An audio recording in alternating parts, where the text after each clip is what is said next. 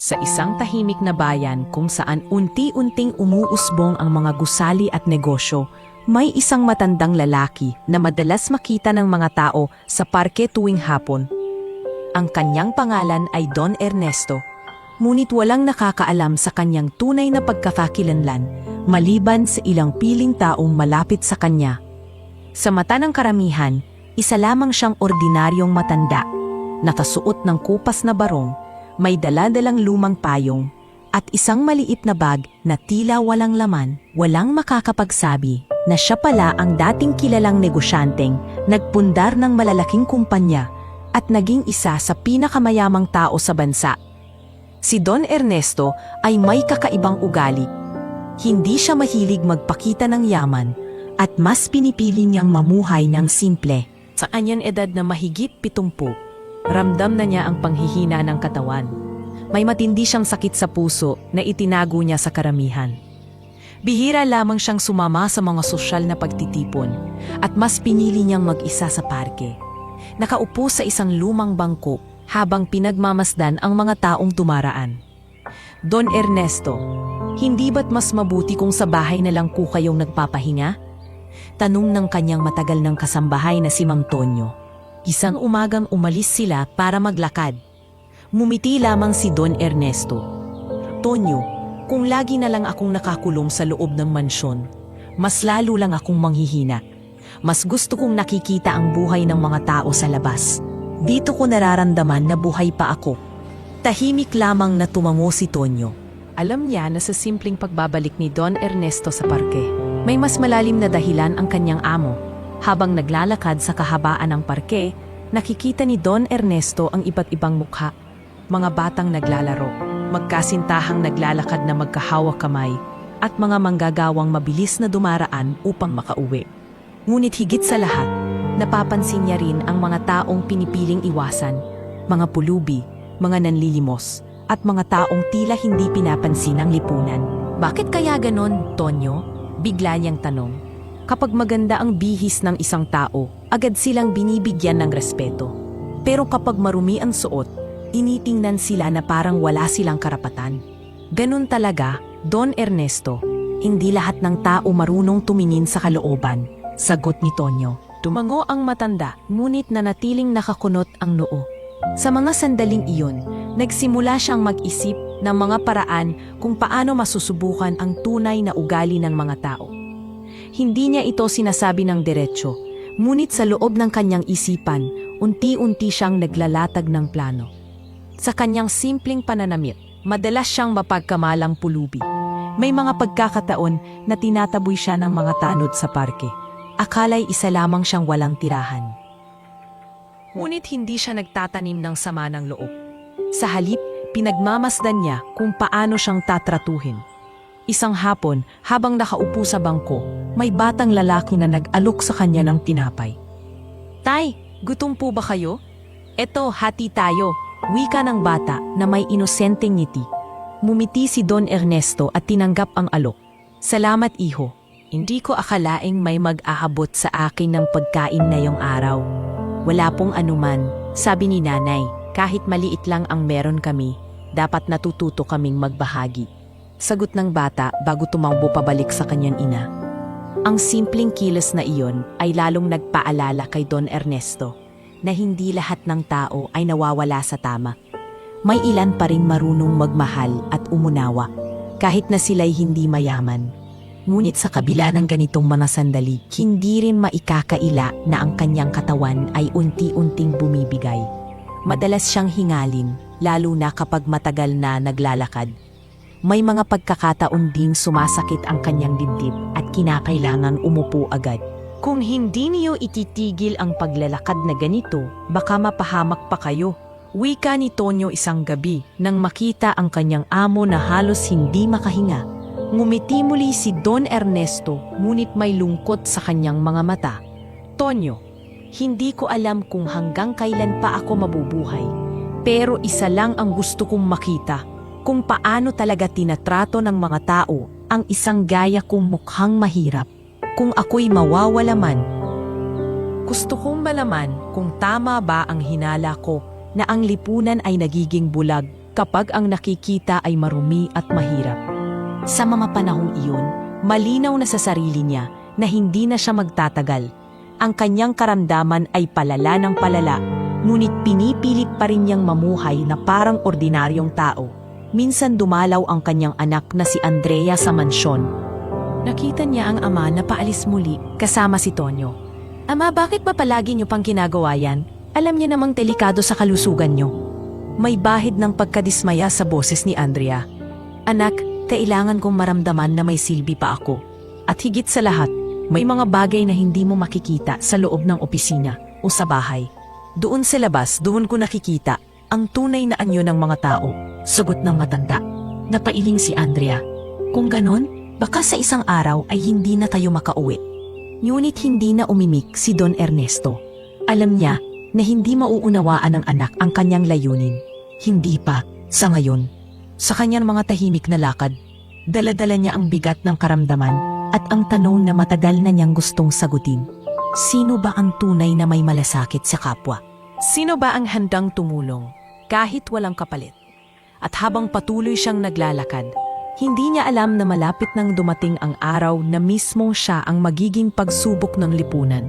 Isang araw na magpapakita kung hanggang saan ang kayabangan at pagkakait ng tao sa kapwa nila. At isang araw din na magpapabago sa takbo ng ospital na minsang itinayo niya gamit ang kanyang pawis at dugo. Sa ngayon, nanatihi muna siyang misteryoso sa mata ng publiko. Isang matanda na pinaniniwala ang pulubi, pero sa kanyang puso at isipan, siya ang tagapagdala ng pinakamalaking pagsubok na kailanman ay hindi inaasahan ng mga tao sa paligid. Sa kabila ng payak na pamumuhay na pinipili ni Don Ernesto, may isa pang kwento na hindi nakikita ng mga tao. Ang kwento ng kanyang anak na si Andrea. Si Andrea ay lumaki sa gitna ng karangyaan. Nag-aaral sa pinakamagagandang paaralan at bihirang nakaranas ng kakulangan. Ngunit sa likod ng marangyang imahe ay isang puso na nananabik sa atensyon ng kanyang ama. Mula pagkabata, madalas nawala si Don Ernesto sa bahay. Abala siya sa pagpapatakbo ng kanyang negosyo, pagharap sa mga kliyente, at pagbubuo ng mga koneksyon. Para sa kanya, lahat ng iyon ay para rin sa kinabukasan ng kanyang anak. Ngunit para kay Andrea, tila ba mas mahalaga sa kanyang ama ang kumpanya kaysa sa kanya. Yaya, bakit hindi dumating si Papa sa recital ko? Tanong ng batang Andrea. Suot ang kanyang maliit na gown matapos mag-perform sa eskwela. Anak, alam mo namang busy ang papa mo. May mahalaga siyang meeting. Sagot ng yaya habang pinapahid ang luha sa pisngi ng bata. Lumipas ang mga taon at lumaki si Andre na dala-dala ang hinanakit na iyon. Kahit anong gawin niyang galing sa eskwela, mataas na grado, medalya o tropeyo, madalas ay wala si Don Ernesto para sumaksi. May mga regalo at sorpresa siyang natatanggap, ngunit hindi nito napupunan ang kawalan ng presensya ng ama. Ngayon bilang isang ganap na dalaga, si Andrea ay abala na rin sa pamamalakad ng kumpanya. Isa siyang matalinong babae, mahusay sa pagpapasya at kinikilala sa negosyo. Ngunit sa bawat pagpupulong na dinadaluhan niya, sa bawat press conference na kanyang hinaharap, nararamdaman pa rin niya ang kakulangan ng gabay ng ama. Isang gabi, habang nasa opisina siya at nag-o-overtime, nakatanggap siya ng tawag mula sa ama. Andrea, kamusta ang araw mo? Mahina ngunit mahinahong tanong ni Don Ernesto. Busy, kaya ng dati. Maraming kailangan ayusin sa expansion ng kumpanya. Sagot ni Andrea na may halong lamig sa boses. Anak, kung maaari, baka pwede tayong mag-dinner bukas. Matagal na rin tayong hindi nagkakasama. Sabi ng ama. Tahimik na napabuntong hininga si Andrea. Papa, bukas may schedule akong meeting with investors. Hindi ko pwedeng ipagpaliban. Ah, ganun ba? Sige, baka sa ibang araw na lang. Tugon ni Don Ernesto. Pilit na itinatago ang lungkot. Pagkababa ng tawag, matagal na nakatulala si Andrea sa kanyang desk. Hindi niya alam kung bakit sa tuwing tinatawagan siya ng ama, nararamdaman niyang bumabalik ang lungkot ng kanyang pagkabata. Mahal niya ang ama, ngunit tila may pader na matagal nang nakatayo sa pagitan nila. Sa kabila ng malamig na ugnayan nilang mag-ama, hindi rin maikakaila ni Andrea ang kanyang takot na mawala ang ama. Tuwing nakikita niyang hinihingal ito, o kapag napapansin niyang malakas ang ubo nito, tila ba may pangambang pumapasok sa kanyang dibdib. Ngunit dahil sa kanyang pride at matagal nang hinanakit, hindi niya kayang ipakita ito ng direkta. Isang gabi, kinausap siya ng kanyang matalik na kaibigan, si Lisa, habang sila ay kumakain sa isang restaurant. "Andrea, hindi mo ba namimiss ang tatay mo?" tanong ni Lisa. "Namimiss? Hindi ko alam, Lisa. Ang dami niyang pagkukulang sa akin nung bata ako. Paano ko siya mamimiss kung sa mga pinaka-importanteng sandali ng buhay ko, hindi siya dumating?" Sagot ni Andrea habang sinusubo ang kanyang pagkain ng marahan. "Pero hindi ka ba natatakot na dumating ang panahon na hindi mo na siya makakasama? Na baka isang araw, wala ka ng pagkakataong marinig pa siya o makasama?" Malumanay na wika ni Liza. Napayuko si Andrea. Hindi niya masagot ang tanong ng kaibigan. Dahil sa loob ng kanyang puso, iyon mismo ang kinatatakutan niya. Samantala, si Don Ernesto ay madalas ding naiisip ang kanyang anak. Sa tuwing naglalakad siya sa parke, bumabalik sa kanyang alaala ang mga panahong iniwan niya si Andrea para sa trabaho. "Masyado akong nagpakalunod sa negosyo, Tonyo," sabi niya minsan sa kanyang kasambahay. "Akala ko noon, sapat na ang bigyan siya ng magandang buhay. Hindi ko naisip na higit pa sa pera, kailangan din pala ng anak ng oras at presensya ng magulang." "Don Ernesto, hindi pa naman huli para ayusin niyo ang lahat," sagot ni Tonyo. "Habang may panahon pa, iparamdam niyo sa kanya na mahal niyo siya." Tahimik na tumango ang matanda, ngunit alam niyang hindi ganoon kadali. Hindi basta-basta mawawala ang mga sugat na iniwan ng nakaraan. Kahit na abala sa kumpanya, si Andrea ay may mga gabing nag-iisa sa kanyang condo unit, iniisip ang kanyang ama. Sa gitna ng kanyang kalakasan at tagumpay, ramdam niya ang isang kakulangan, isang kawalan na hindi kayang punan ng kahit gaanong karaming negosyo o pera. Minsan ay tumingin siya sa lumang larawan na nasa kanyang mesa, isang litrato nila ng kanyang ama noong siya'y 7 taong gulang pa lamang. Magkahawak ang kanilang kamay habang nakangiti, bago nagsimula ang mga panahong madalas na wala ito. "Bakit ba ang hirap mong intindihin, Papa?" bulong ni Andrea habang pinagmamasdan ang larawan. Sa kanilang magkahiwalay na mundo, parehong may pinapasan na bigat ang mag-ama. Si Don Ernesto ay may daladalang panghihinayang at takot sa nalalapit niyang katapusan, habang si Andrea naman ay may galit, pangungulila at takot na dumating ang araw na hindi na niya maipapakita ang tunay niyang pagmamahal sa ama. At habang nagpapatuloy ang kanilang buhay sa magkaibang direksyon, hindi nila alam na malapit nang dumating ang isang pangyayari na magbabalik ng kanilang ugnayan. Isang pangyayaring maglalantad ng tunay na ugali ng mga tao sa paligid nila at magbibigay daan para muling mabuo ang kanilang matagal nang sirang relasyon. Sa isang lungsod na kilala sa marangyang pamumuhay ng iilan, nakatayo ang isang ospital na tinitingala ng marami, ang De Luna Medical Center. Isa itong malaking gusali na may kinang ng modernong arkitektura. Salamin ang pader, malamig ang hangin mula sa air conditioning, at palaging amoy antiseptiko. Ngunit sa likod ng kinang at reputasyon nito, nagkukubli ang isang katotohanang matagal nang bumabalot dito. Isang sistemang nakasentro sa pera kaysa malasakit. Kilala ang ospital na ito bilang para lamang sa mga may kaya. Sa tuwing may pasyenteng dumarating, ang unang tinitingnan ng mga staff ay hindi ang pulso o hininga, kundi ang wallet at kakayahang magbayad. Kung mayaman ka, agad kang bibigyan ng VIP room, mabilis na doktor at maayos na serbisyo. Pero kung mukhang mahirap, madalas ay pinapaghintay ka ng matagal o hindi ka pinapansin. Isang hapon, habang abala ang mga nurse sa front desk, dumating ang isang lalaking mukhang construction worker na buguan ang braso matapos masugatan sa trabaho. Dala-dala siya ng kanyang mga kasamahan, pawis at habol ang hininga. "Nurse, kailangan po niya ng tulong. Ang dami ng dugo," sigaw ng isa. Tumingin lang ang nurse, saka nagtanong, "Mayroon ba kayong insurance o pambayad para sa emergency room?" Wala po, pero babayaran namin basta't gamutin niyo muna siya. Halos pakiusap na ang tono. Nagkatinginan ng dalawang nurse bago isa sa kanila ang sumagot. Pasensya na, pero hindi kami pwedeng magbigay ng treatment kung walang deposit. Lumipat na lang kayo sa government hospital. Habang humahagulgil ang sugatang lalaki, agad siyang dinala ng kanyang mga kasama palabas. Halos pasan-pasan na lamang. Nakita ito ni Dr. Salazar, ang pinakabantog na doktor ng ospital. Ngunit imbes na tumulong, ngumisi lang siya at sinabing, dapat kasing iniisip nila kung saan sila magtatrabaho. Hindi lahat ng ospital ay para sa mahihirap. Si Dr. Salazar ay matagal nang kilala hindi lang sa kanyang husay sa medisina, kundi sa kanyang matinding kayabangan.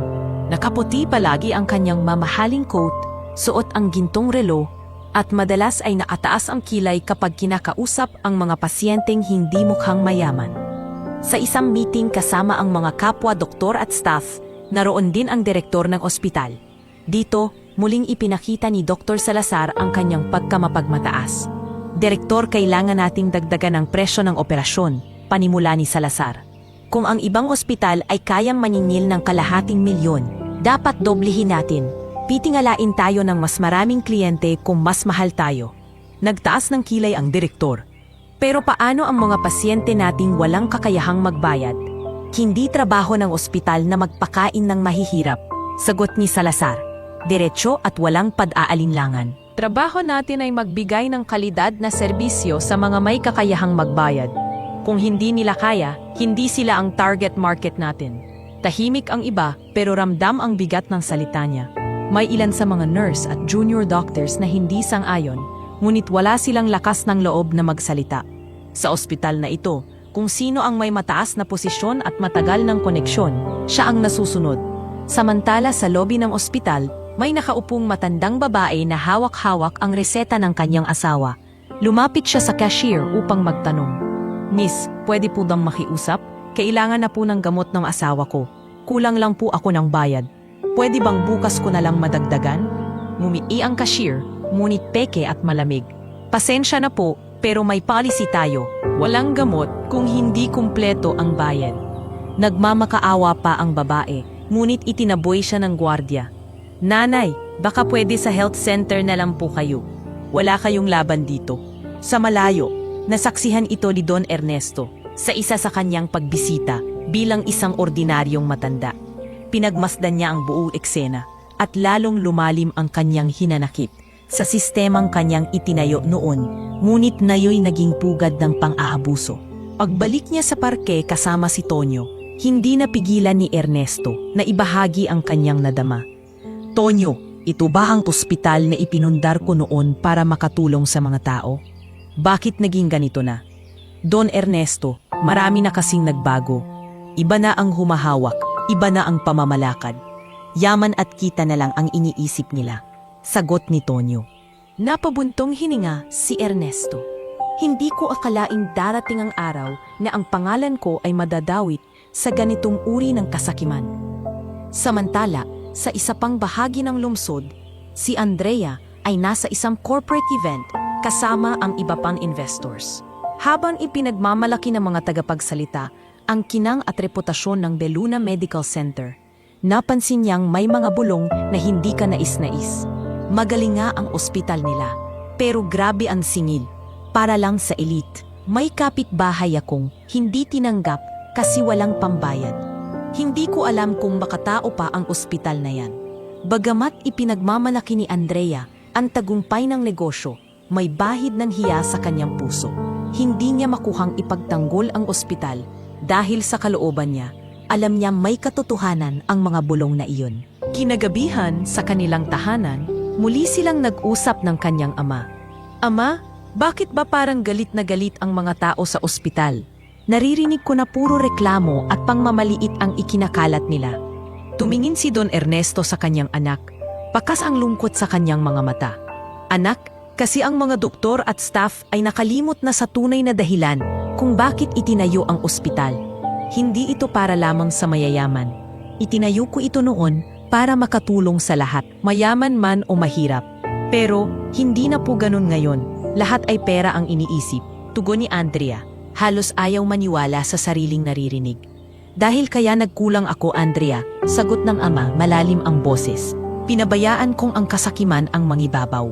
Pero darating ang araw, makikita nila kung sino talaga ako at kung anong klaseng pamumuno ang tunay na nararapat. At sa mga salitang iyon, unti-unti nang naghahanda ang tadhana para sa araw na magpapauga sa buong ospital.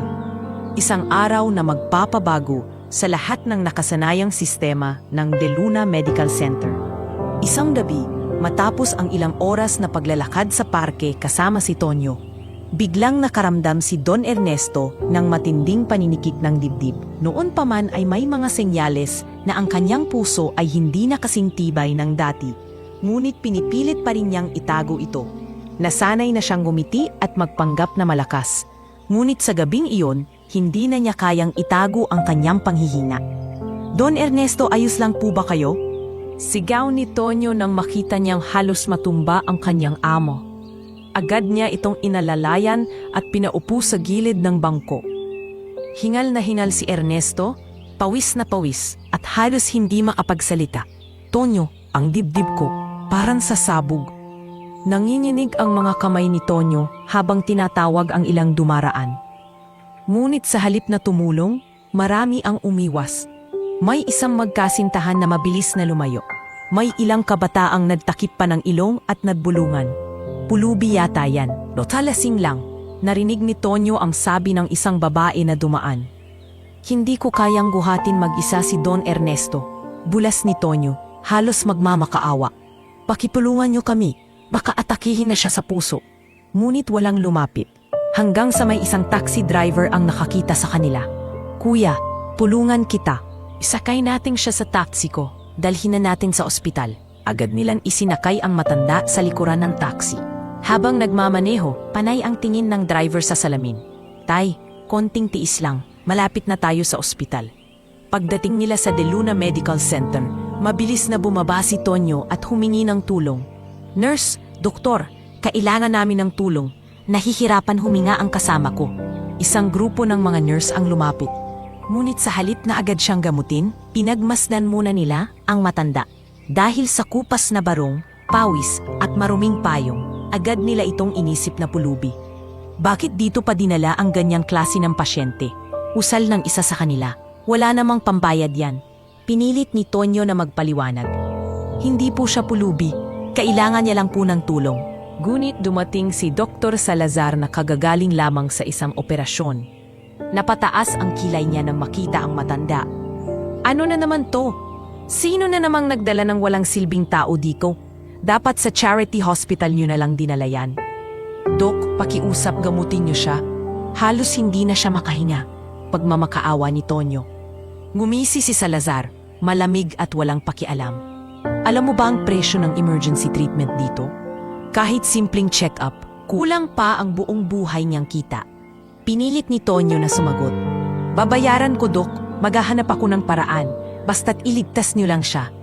Ngunit imbes na tumulong, kinaladkad ng dalawang nurse si Don Ernesto papunta sa isang lumang stretcher at inilagay siya sa gilid ng koridor. Diyan mo muna siya ilagay. Maraming mas importanteng pasyente kesa sa kanya, utos ni Salazar bago umalis. Nakahiga ang matanda, nanginginig at namumutla habang pinagmamasdan siya ng ibang pasyente na nakapila. May ilan na naawa ngunit hindi makapagsalita. May ilan ding nagbulungan. Kawawa naman ang matanda. Bakit parang walang ginagawa ang mga doktor? Kasi pulubi lang siguro yan. Wala namang magbabayad. Sa kabila ng lahat, pinilit ni Don Ernesto na magsalita. Tubig, pakiusap, mahina niyang unggol. Ngunit imbes na kaawaan, isang nurse ang nagsalita ng pabulong ngunit malinaw. Kung wala kang pambayad, mas mabuti pang huwag ka na dito. Narinig ito ni Tonyo at halos sumabog ang galit niya. Wala ba kayong puso? Hindi niyo ba nakikita na tao rin siya? Pero tila walang nakarinig. Ang sistemang nakasanayan sa ospital ay mas malakas pa kaysa sa AVA. Makalipas ang ilang minuto, nagpasya ang taxi driver na muling lumapit. Kuya, gusto mo bang dalhin na lang natin siya sa public hospital? Baka doon mas matulungan siya. Ngunit wala na ring lakas si Don Ernesto para mailipat pa. Napapikit siya, iniisip kung ito na ba ang kanyang huling gabi. Sa kanyang isipan, bumalik ang alaala ng panahong itinayo niya ang ospital na ito para sa mga tao. Ngunit ngayon naririnig niya ang mga salitang tila ba siya'y walang halaga. Basura, pulubi, walang pambayad. Bawat salita'y parang patalim na tumatama sa kanyang puso. Si Tonyo ay nanatiling nakaluhod sa tabi niya. Hawak-hawak ang kanyang kamay. Huwag kayong sumuko, Don Ernesto. Kakayanin niyo pa to. Lalaban tayo. Ngunit sa sandaling iyon, mas lalo lang lumalim ang sugat sa puso ng matanda. Hindi lamang dahil sa kanyang karamdaman, kundi dahil sa kawalang malasakit ng mga tao. Dapat sana'y nagligtas ng kanyang buhay. At sa ilalim ng malamlam na ilaw ng ospital na minsan niyan itinayo, doon unang tuluyang bumagsak si Don Ernesto. Hindi lang bilang isang pasyente, kundi bilang isang taong ipinagkait ng sarili niyang sistema. Ang hustisya at malasakit na dapat sana'y para sa lahat. Sa madilim na koridor ng De Luna Medical Center, nakahandusay si Don Ernesto sa isang lumang stretcher. Namumutla ang kanyang mukha, nanginginig ang mga kamay, at halos wala ng lakas upang makapagsalita. Ang dating bilyonaryong nagpundar ng ospital na iyon ay nayo'y tila walang silbi sa paningin ng mga tao. Isang matandang pinagkamalang pulubi, si Tonyo, na nananatiling nakaluhod sa tabi niya, halos maiyak sa galit at pagkadismaya. Don Ernesto, huwag kayong bibitaw. Huwag niyo silang hayaan na tratuhin kayong ganito, mahina niyang bulong, habang pinupunasan ng pawis sa noo ng matanda gamit ang sariling panyo. Ngunit wala pa ring dumating na doktor upang bigyan siya ng lunas. Sa halip, dumating si Dr. Salazar kasama ang dalawang nurse. Ano na, buhay pa ba ang pulubi? Sarkastikong tanong ni Salazar. Sabay ngisi. Dok, pakiusap. Hindi niyo ba nakikita na naghihingalo na siya? Kailangan niya ng tulong. Halos sumisigaw na si Tonyo. Ngunit tumawa lamang si Salazar, malamig at walang awa. Kung lahat ng mukhang pulubi ay tutulungan natin dito, baka magmistulang charity hospital ang De Luna. Hindi pwede iyon. Narinig ito ng ilang pasyente sa waiting area. Ang iba'y napailing, ang ilan na may nagbulungan. Grabe, hindi man lang tinulungan. Hindi ba dapat lahat ng ospital ay tumutulong muna bago pera? Kasi naman, mukhang walang pambayad. Ang bawat salitang iyon ay parang latay sa pagkatao ni Don Ernesto. Kahit mahina, pinilit niyang magsalita. Tubig, pakiusap, kahit kaunting tubig lang. Ngunit imbes na tulungan siya, isang nurse ang tumingin kay Salazar at nagsabi, Dok, baka pwede nating bigyan ng tubig? Umirap si Salazar. Wala silang pambayad. Kung bibigyan natin siya ng tubig, kasunod niyan ay aasa sila ng libreng gamutan. Hindi tayo dito para mamigay. At sa utos niyang iyon, walang ni isa ang kumilos. Napuno ng luha ang mga mata ni Tonyo. Wala ba kayong puso? Tao rin siya? Sigaw niya. Halos mabasag ang boses sa galit. Ngunit tila ba bingi ang ospital. Samantala, may isang batang pasyente na kasama ang kanyang ina na nakakita sa pangyayari. Mama, bakit po hindi nila tinutulungan ang lolo? Inosenteng tanong ng bata. Napayuko ang ina at bumulong. Anak, ganito talaga dito. Kung wala kang pera, wala kang halaga. Ang mga salitang iyon ay tumatak sa isipan ng lahat ng nakarinig. Isang katotohanan na pilit nilang ikinukubli, ngunit lumantad sa gabing iyon. Maya-maya, may dumating na 2 security guard. Sir, ano ba talaga ang pakay ng matandang ito? Kung wala siyang pambayad, baka pwede nang ilabas na lang sa labas para hindi makahabala. Anong sinasabi niyo? Halos pasigaw na si Tonyo. Hindi niyo ba nakikita ang lagay niya? Kung ilalabas niyo siya, ikamamatay niya yun? Pasensya na po, sir. Utos lang ng management. Bawal ang walang deposit. Malamig na sagot ng isang gwardiya. Halos hindi makapaniwala si Tonyo sa nakikita. Ang ospital na minsan ay itinayo ni Don Ernesto para sa lahat ng tao, na yon ay nagmistulang pugad ng diskriminasyon. Habang lumalala ang kalagayan ng matanda, unti-unti na ring dumarating ang mga bulong-bulungan mula sa mga pasyente. Kung pulubi siya, bakit pinipilit pa nilang ipasok dito? Dapat sa charity hospital na lang? Sayang ang oras ng mga doktor, Ang lahat ng to'y naririnig ni Don Ernesto at sa bawat salitang bumabanggit ng pulubi at walang silbi, mas lalo siyang nawawalan ng lakas. Sa kanyang isipan, bumalik ang mga alaala ng mga panahong nagsimula siya bilang isang batang nangangarap. Isang batang walang-wala na nagsumikap upang magtagumpay at makapagpatayo ng ospital. Ang lahat ng iyon, tila nawalan ng saysay sa harap ng mapanupil na sistema ng ospital na ngayoy umiiral. Makalipas pang ilang minuto, may isang junior doktor na palihim na lumapit. "Sir, baka pwede nating tingnan ang matanda. Mukhang kritikal na ang lagay niya." Ngunit mabilis siyang pinigilan ni Dr. Salazar. "Huwag kang makialam. Kung gusto mong manatili sa ospital na to, sumunod ka sa patakaran." At sa takot na mawalan ng trabaho, napilitan ang batang doktor na lumayo. Ngunit hindi niya nakayanan ang nakita. Habang lumalabas ng koridor, nagbulong siya sa kanyang sarili. Kung ganito ang sistema, mali na ata ang pinasok kong propesyon. Samantala, si Tonyo ay patuloy na nakikiusap. "Kung ayaw niyo siyang gamutin, hayaan niyo na lang akong dalhin siya sa ibang ospital. Baka may pag-asa pa doon." Ngunit tumawa si Salazar. "Kung ililipat mo siya ngayon, baka mamatay na lang siya sa biyahe. At kung dito rin siya mamatay, mas mabuti na, wala na tayong abala." Ang kalupitan ng mga salita niya ay nagpahinto sa lahat. Kahit ang ibang pasyente ay hindi makapaniwalang maririnig nila iyon mula sa mismong doktor. "Dok, sobra na ata yan," bulong ng isang nurse. "Kung ayaw mo, umalis ka." "Pero dito, ako ang nasusunod," sagot ni Salazar, malamig at walang pag-aalinlangan. At sa mga sandaling iyon, bumigat ang hangin sa ospital. Ang kawalan ng malasakit ng mga doktor at staff ay naging isang kahihiyan, hindi lamang sa kanilang institusyon kundi sa buong sistemang kinakatawan nila. Habang nakahiga si Don Ernesto, halos mawalan ng malay, naramdaman niya ang kamay ni Tonyo na mahigpit na humahawak sa kanya. Sa kanyang kahinaan, bumulong siya. "Tonyo, nakita mo ba? Nakita mo kung paano nila ako trinato? Tandaan mo ito." At doon, unti-unting napapikit si Don Ernesto. Hindi pa man tuluyang nawawala ang kanyang hininga, ngunit alam niyang isang malaking sugat na ang iniwan sa kanyang puso. Hindi lamang dahil sa sakit, kundi dahil sa kahihiyang kanyang sinapit sa ospital na siya mismo ang nagpundar. Kinabukasan, nagising si Don Ernesto sa isang silid ng ospital. Mabigat ang kanyang pakiramdam. Parang hindi niya na kayang igalaw ang kanyang katawan. Malamlam ang liwanag ng araw na pumapasok mula sa bintana at ramdam niya ang malamig na hangin mula sa air conditioning. Sa tabi ng kanyang higaan ay naroroon si Tonyo, nakatulog habang nakasandal sa upuan. Halatang hindi nilisan ang kanyang amo kahit sandali. Mabagal na gumalaw ang labi ni Don Ernesto. "Tonyo," mahina niyang tawag. Agad na nagising ang kasambahay. Sabay lapit. "Don Ernesto, salamat sa Diyos at nagising na kayo. Kagabi akala ko'y hindi niyo nakakayanin." Ngumiti ng bahagya si Ernesto.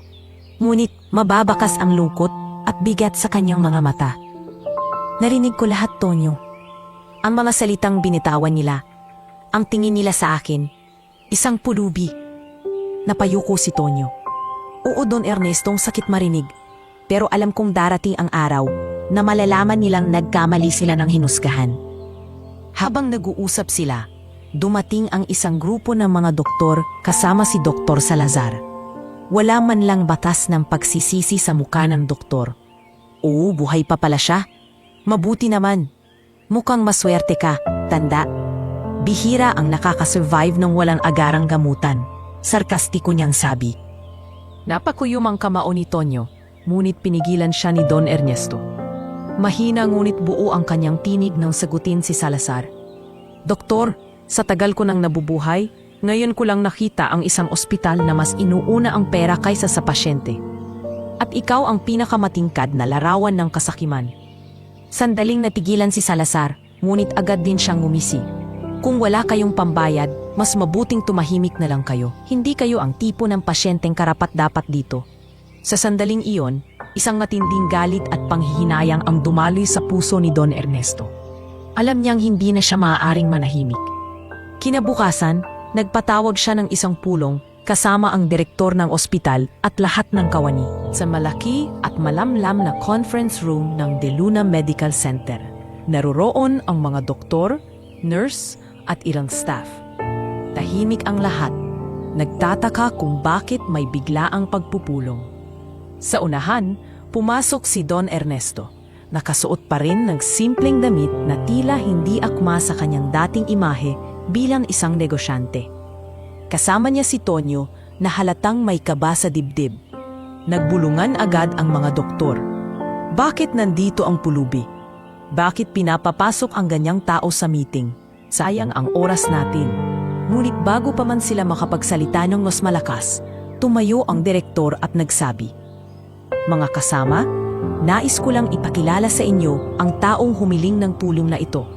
Siya ay walang iba kundi ang mismong may-ari at nagtatag ng De Luna Medical Center, si Don Ernesto De Luna."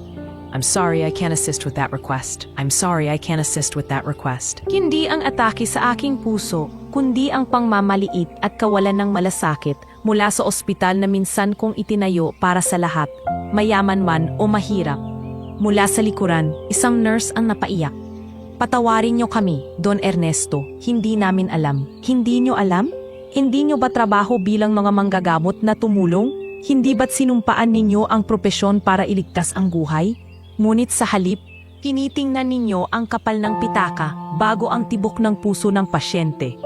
Napatungo ang direktor ng ospital, kahit siya'y hindi nakapagsalita. Simula ngayon, matatag na sabi ni Ernesto, ang lahat ng doktor, nurse at staff na nagpabaya at nanghamak sa akin ay tinatanggal ko sa kanilang posisyon.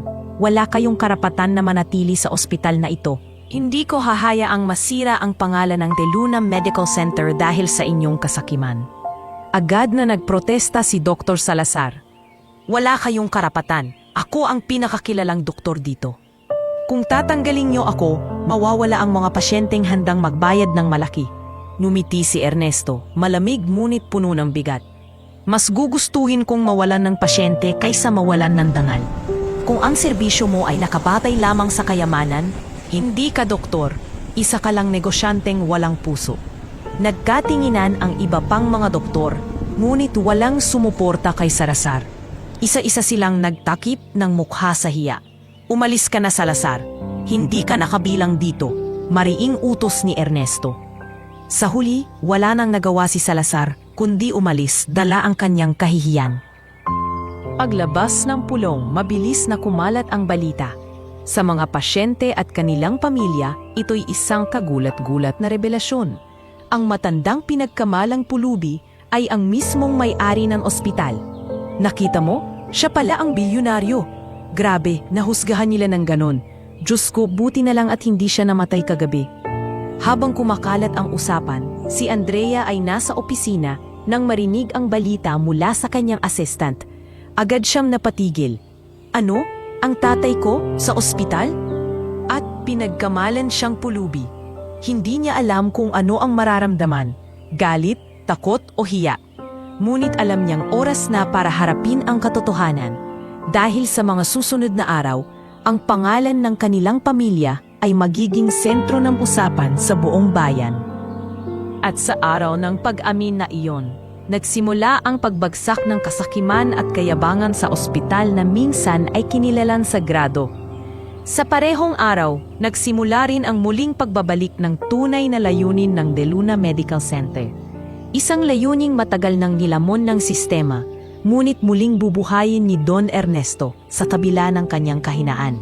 Matapos ang pagpupulong na naging saksi sa pagbubunyag ng tunay na pagkakakilanlan ni Don Ernesto, mabilis na kumalat ang balita sa buong ospital. Ang mga nurse at staff na nakakita sa nangyari kagabi ay nagbulong-bulungan, habang ang mga pasyente ay hindi makapaniwala sa kanilang nasaksihan. Ang matandang inakala nilang pulubi ay ang mismong taong nagtatag ng De Luna Medical Center. Kinabukasan, ipinatawag muli ni Don Ernesto ang buong pamunuan at mga board of directors ng ospital. Sa malaki at marangyang hall na dati pinupuno ng kasiyahan sa mga corporate event, na yon ay tila naging lugar ng paglilitis. Nakaupo si Ernesto sa gitna, maputla at mahina, ngunit matatag ang paninindigan. tamang tabi ay naroroon si Andrea, tahimik at nagmamasid, habang nasa likuran si Tonyo, nakahalukip-kip, nakabantay sa bawat kilos ng mga doktor, na kahapon lamang ay humamak sa kanyang amo. Mga kasama, panimula ng matanda, ang boses ay mabagal ngunit mariin. Hindi ko hahayaang manatili sa ospital na ito ang pangataong walang malasakit at ginawang negosyo ang buhay ng mga tao. Ang ospital na ito ay itinayo para sa lahat, mayaman man o mahirap. Ngunit kagabi, nakita ko mismo kung paanong binabalewala ang isang pasyente dahil lamang sa kanyang hitsura at kakulangan sa pera. Tahimik ang silid hanggang sa magsalita ang isang board member. Don Ernesto, alam namin kayo ang nagtatag ng ospital na ito, pero kailangan rin nating isaalang-alang ang imahe at kinabukasan ng institusyon. Kung tatanggalin natin ang mga kilalang doktor, baka mawalan tayo ng mga pasyenteng nagbabayad ng malaki. Mariing tumingin si Ernesto sa kanya. Mas gugustuhin kong mawalan ng pasyente kaysa manatili ang mga doktor na sumisira sa dangal ng ospital. Hindi pera ang magtataguyod sa pangalan ng De Luna Medical Center, kundi tiwala ng mga tao. Kung wala iyon, wala ring halaga ang lahat ng kayamanang pumapasok dito. Nagkatinginan ang mga board members. Wala ni isa ang makasagot agad. Kinahapunan inilabas ang opisyal na pakayag ni Don Ernesto. Pinatawag ang lahat ng staff at doktor sa auditorium ng ospital. Isa-isa niyang binanggit ang mga pangalang sangkot sa kanyang kahihiyan kagabi. Mga nurse, staff, at higit sa lahat si Dr. Salazar. Simula ngayong araw, mariin niyang sabi, ang lahat ng mga tauhan na nagpabaya at nanghamak sa akin ay tinatanggal sa kanilang posisyon. Hindi ko pahihintulutan na ang De Luna Medical Center ay maging pugad ng kasakiman. Nag-umpukan ang mga tao. Ang ibang mga staff ay tahimik na tinanggap ang kanilang kapalaran, habang ang iba na may nagreklamo. Hindi makatarungan ito, sigaw ng isang senior nurse. Ginawa lang namin ang trabaho namin ayon sa patakaran ng ospital.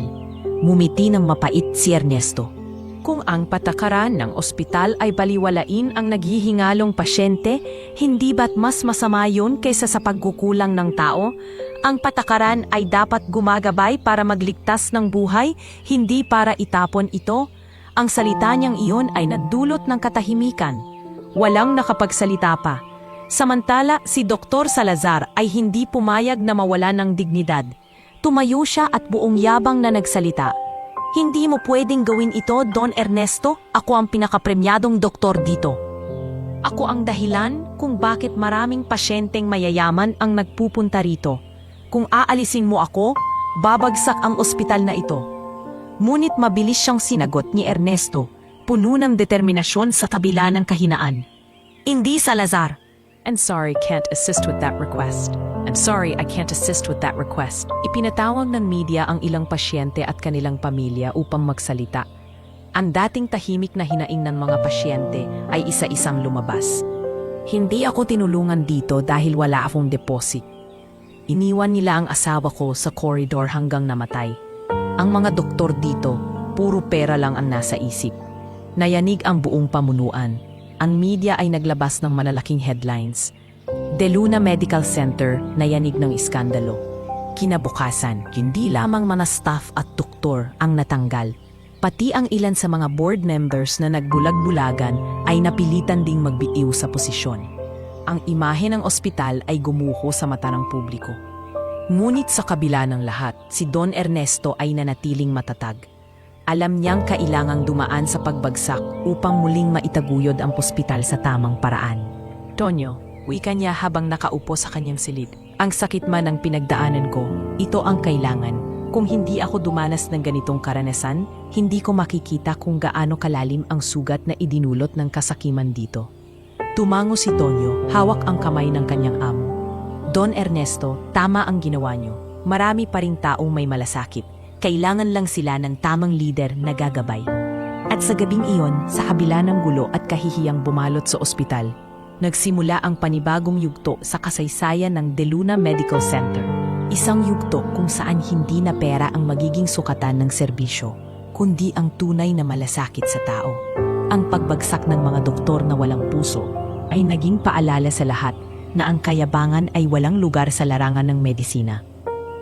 At para kay Don Ernesto, ito ang simula ng tunay na hustisya na matagal nang naisantabi sa ospital na siya mismo ang nagtatag. Pagkalipas ng ilang araw mula nang ipahayag ni Don Ernesto ang kanyang desisyon, unti-unting lumaki ang eskandalo na bumalot sa De Luna Medical Center. Ang media ay hindi tinigilan ng balita. Mga front page headline, mga interview sa mga pasyente at pamilya na minsang naging biktima ng kapabayaan, at mga larawan ng mga dating doktor na ngayon ay tinanggal sa kanilang posisyon. Isang ospital na dapat sanay tahanan ng kaligtasan, ginawang negosyo at pugad ng kasakiman. Sigaw ng isang mamamahayag sa telebisyon. Lalong dumami ang mga lumabas na reklamo. Mula sa mga taong iniwan sa koridor hanggang sa mga pasyenteng pinabalik dahil walang deposit, isa-isa nilang inilabas ang kanilang hinaing. Ang social media ay napuno ng kwento ng kawalan ng malasakit ng ilang doktor at staff. Isang lalaking may edad na ang lumabas sa TV interview. Asawa ko, dinala ko dito noon. Pero dahil wala akong sapat na pambayad, hindi nila siya tinanggap. Inilipat ko sa public hospital pero huli na. Namatay siya. At ngayon ko lang nalaman na ang may-ari ng ospital ay walang iba kundi si Don Ernesto mismo. Mabuti na lang at ipinakita niya ang tunay na kulay ng mga doktor dito. Habang nakahiga sa anyang silid, nakikinig si Don Ernesto sa balita. Ramdam niya ang bigat ng bawat kwento, ngunit sa parehong oras ay nakaramdam siya ng muling pagbabalik ng hustisya. Andrea, mahinang wika niya habang kausap ang anak na dumalaw. Hindi ako makapapayag na manatiling ganito ang pangalan ng ating ospital. Ang De Luna Medical Center ay itinayo para maging kanlungan ng lahat ng nangangailangan, hindi lamang ng mga mayaman. Tahimik si Andrea sa simula, ngunit ramdam ang pagbabagong nangyayari sa kanyang puso. Papa, alam kong marami kang pagkukulang noon sa akin bilang ama, pero ngayong nakikita ko kung paano mo ipinaglalaban ang tama, mas nauunawaan ko ang dahilan ng lahat. Ngumiti si Ernesto, bagaman mahina. Anak, ang pinakamahalagang aral na natutunan ko, huli man, ay kailangang ipaglaban pa rin, ay ang hindi pagpapabaya sa kapwa. Ngayon, ang ating laban ay hindi lang personal, kundi laban para sa lahat ng pasyente na minsang napabayaan. Sa ospital, nagsimula na ang investigasyon mula sa Department of Health. Dumating ang mga opisyal na may dalang mga dokumento, kinapanayam ang mga pasyente at staff, at siniyasat ang mga dating kaso ng kapabayaan. May 30 reklamo na ang nakatala laban sa mga doktor dito, sabi ng isang opisyal. At ngayon, dahil sa mga patotoo ng mga pasyente at mismong may-ari, oras na para managot ang mga tiwaling ito. Kabilang sa mga nasangkot si Dr. Salazar. Nang makalap ang ebidensya laban sa kanya, agad siyang ipinasok sa disiplina ng Professional Regulation Commission. Ang kanyang lisensya bilang doktor ay sinuspinde, at kalaunan, tuluyang binawi. Hindi lamang si Salazar ang nahulog sa bitag ng kanilang sariling kasakiman. Ilan pang doktor at nurse ang sinampahan ng kaso sa korte. Ang iba ay napilitang magbitiw, habang ang iba na may tinatawan ng parusa. Muli, umalingaw sa balita ang pangyayaring ito. Ang hustisya ay muling bumabalik sa mga biktima ng kapabayaan, sabi ng isang reporter. Sa gitna ng lahat ng ito, may batang doktor na minsan nagtangkang tumulong kay Don Ernesto noong gabing iyon. Siya'y lumapit sa matanda matapos ang eskandalo. Don Ernesto, mahiyain ngunit matapat niyang wika, "Ako po si Dr. Ramon. Ako yung gustong lumapit sa inyo nung gabing naghiringalo kayo, pero pinigilan ako ni Dr. Salazar. Patawarin niyo po ako kung hindi ko nagawa ang tungkulin ko."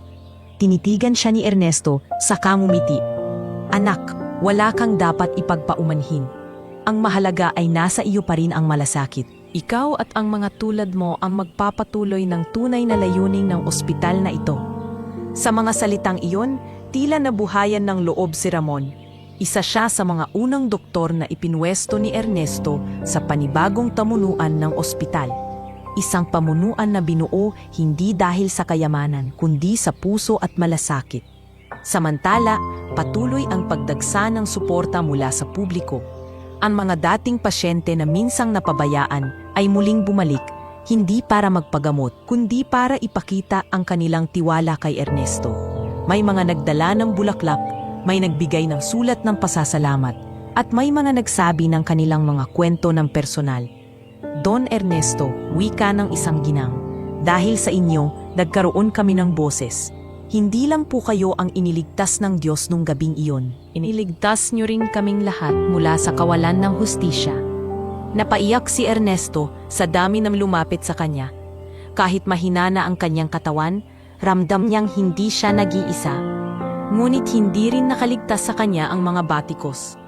May ilan pa ring nagsasabing huli na ang lahat, na kung noon pa niya binantayan ang ospital, hindi sana lumala ang sitwasyon. Ngunit imbes na sumagot ng galit, mapayapang tinanggap ni Ernesto ang mga salitang iyon. Tama sila, Tonyo, bulong niya sa kanyang kasambahay. Kung hindi ko pinabayaan, baka hindi umabot sa ganito. Pero kahit huli na, pipilitin kong ituwid ang mali. Mas mabuti nang magsimula ngayon kaysa hindi kailanman. Muli ipinatawag ni Ernesto si Andrea. Anak, ikaw ang pag-asa ng ospital na rito. Sa mga darating na araw, kailangan mong harapin ang media at ang mga pasyente. Ipakita mo na seryoso tayo sa pagbabalik ng hustisya. Napatingin si Andrea sa kanyang ama.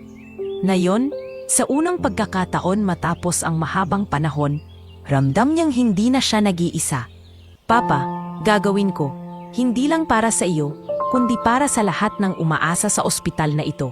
At mula sa araw na iyon, nagsimulang magbago ang imahe ng De Luna Medical Center. Ang dating pugad na kasakiman ay unti-unting muling bumangon, dala ang bagong pamunuan at bagong layunin.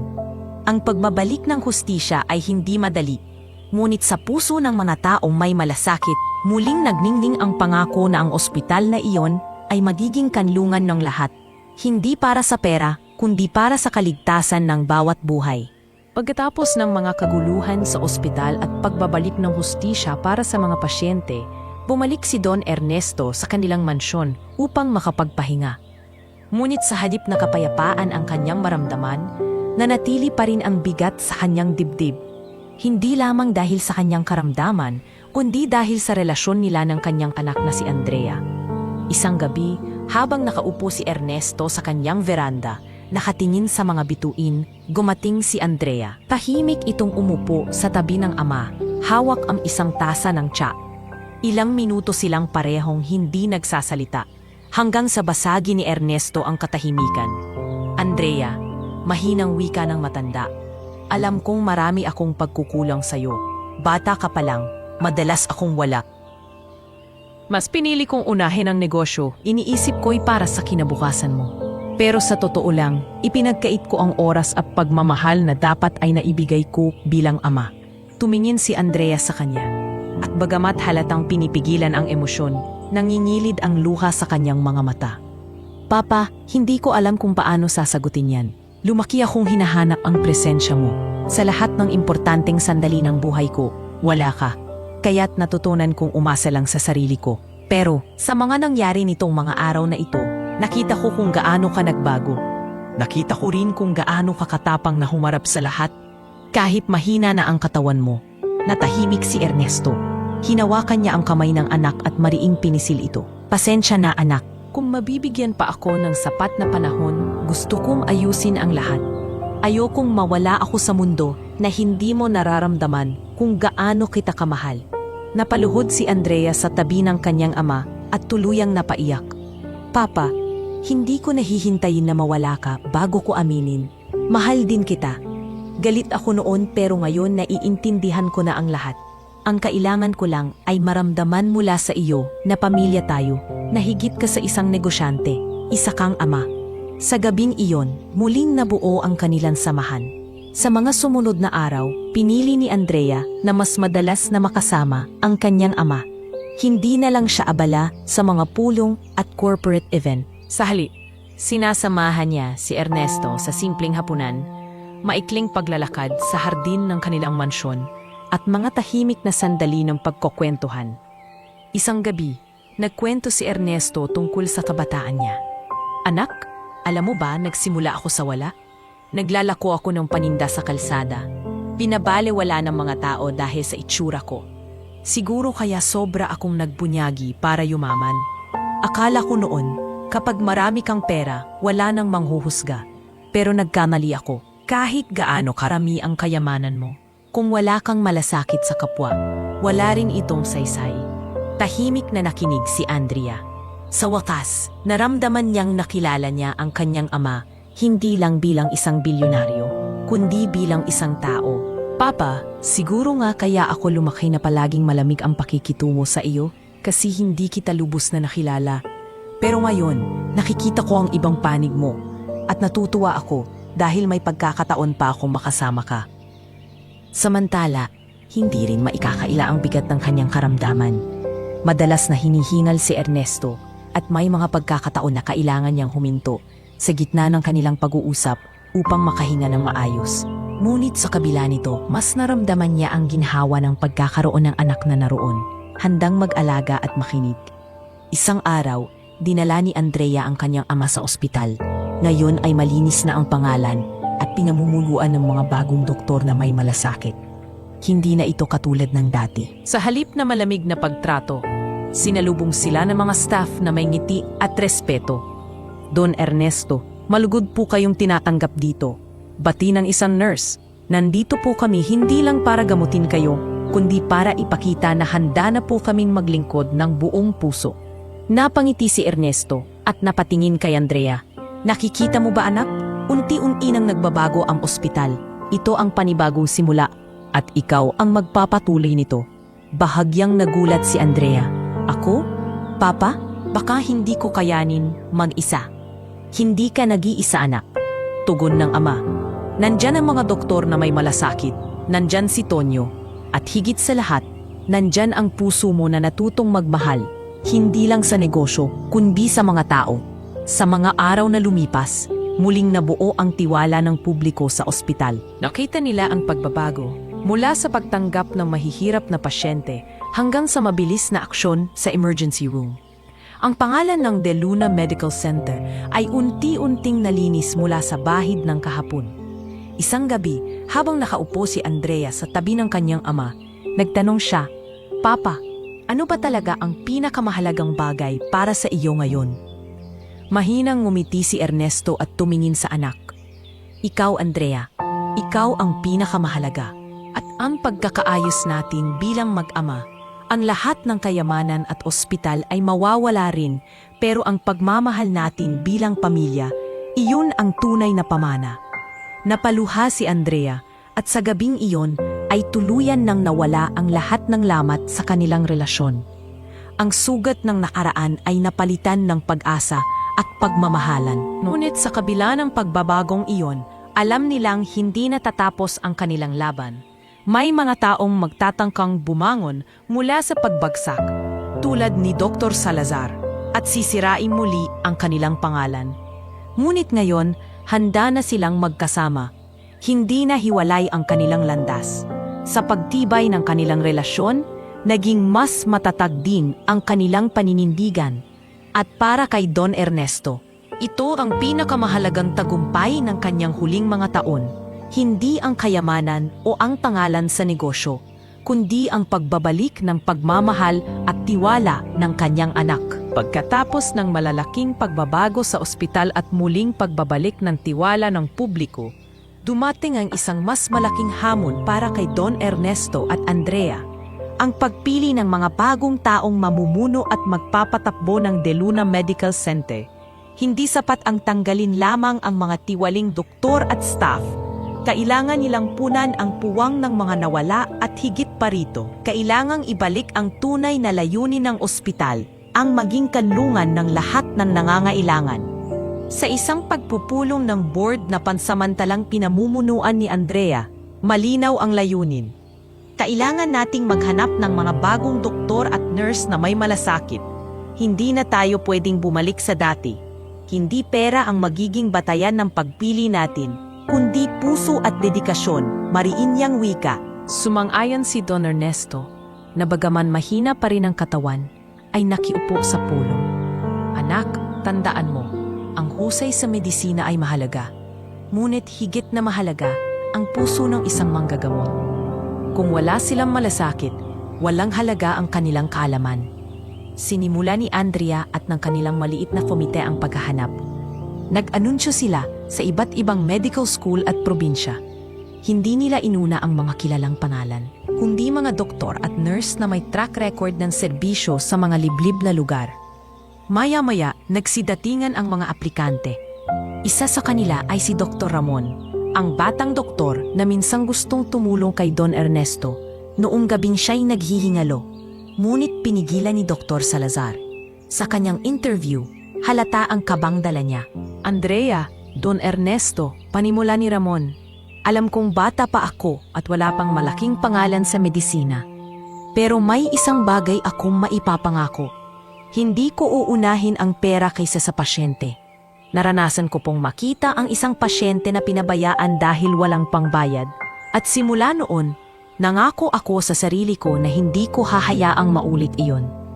Nagkatinginan si Andrea at Ernesto.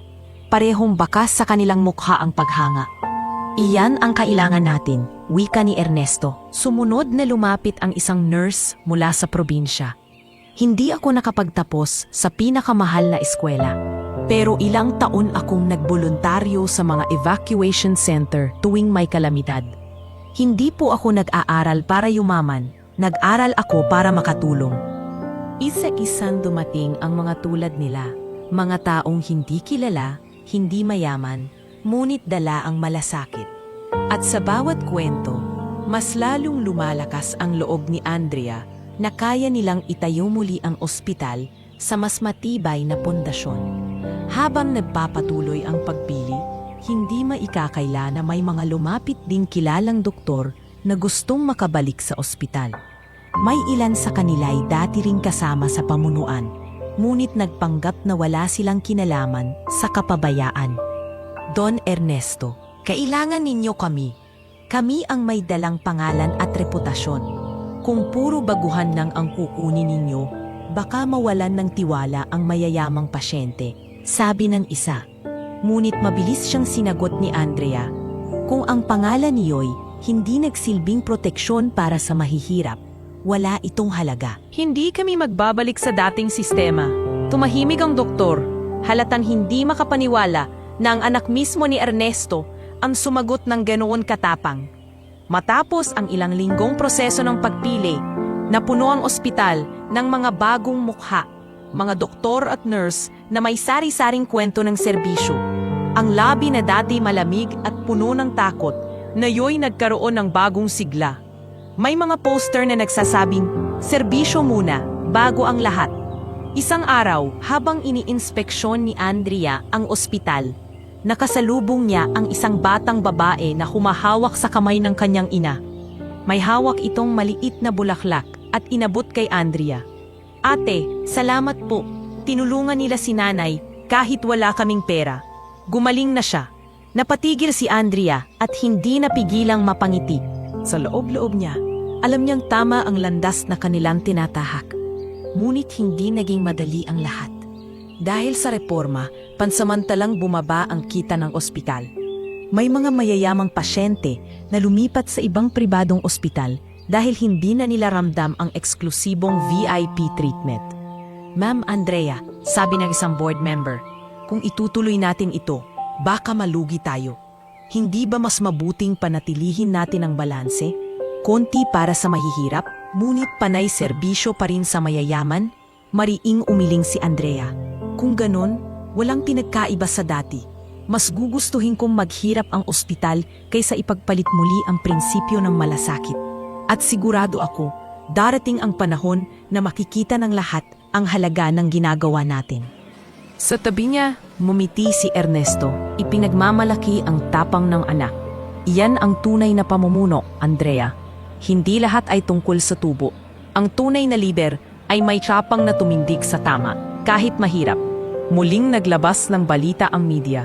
De Luna Medical Center, nagbukas ng pituan para sa mahihirap na pasyente. May mga litrato ng mga bagong doktor na naglilingkod sa mga ordinaryong tao.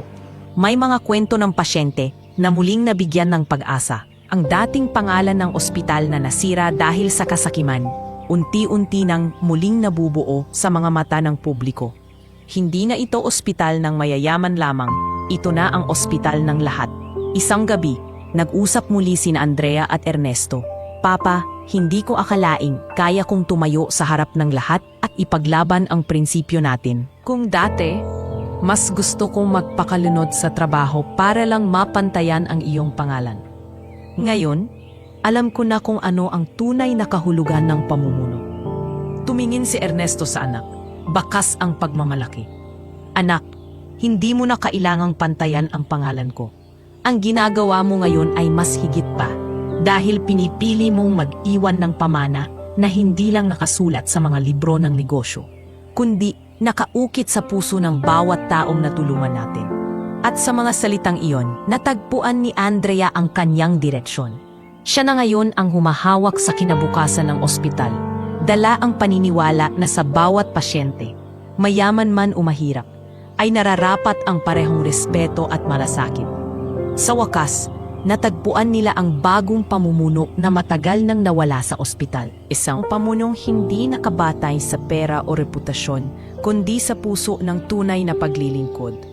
Habang unti-unting bumabangon ang De Luna Medical Center sa bagong pamumuno ni Andrea at sa paggabay ni Don Ernesto, sa isang dako ng lungsod ay may isang taong hindi matanggap ang pagbagsak ng kanyang pangalan, si Dr. Salazar. Mula nang tanggalin siya sa ospital at alisin ang kanyang lisensya, nagkulong siya sa kanyang mansyon. Doon, araw-araw niyang iniisip kung paano siya nakarating sa sitwasyon na iyon. Ang dating tanyag na doktor, hinahangaan at pinapalakpakan sa mga medical conference, nayo'y pinagtatawanan at tinitingala bilang ehemplo ng kasakiman. Isang gabi, habang nakatingin siya sa salamin, halos hindi niya makilala ang sarili.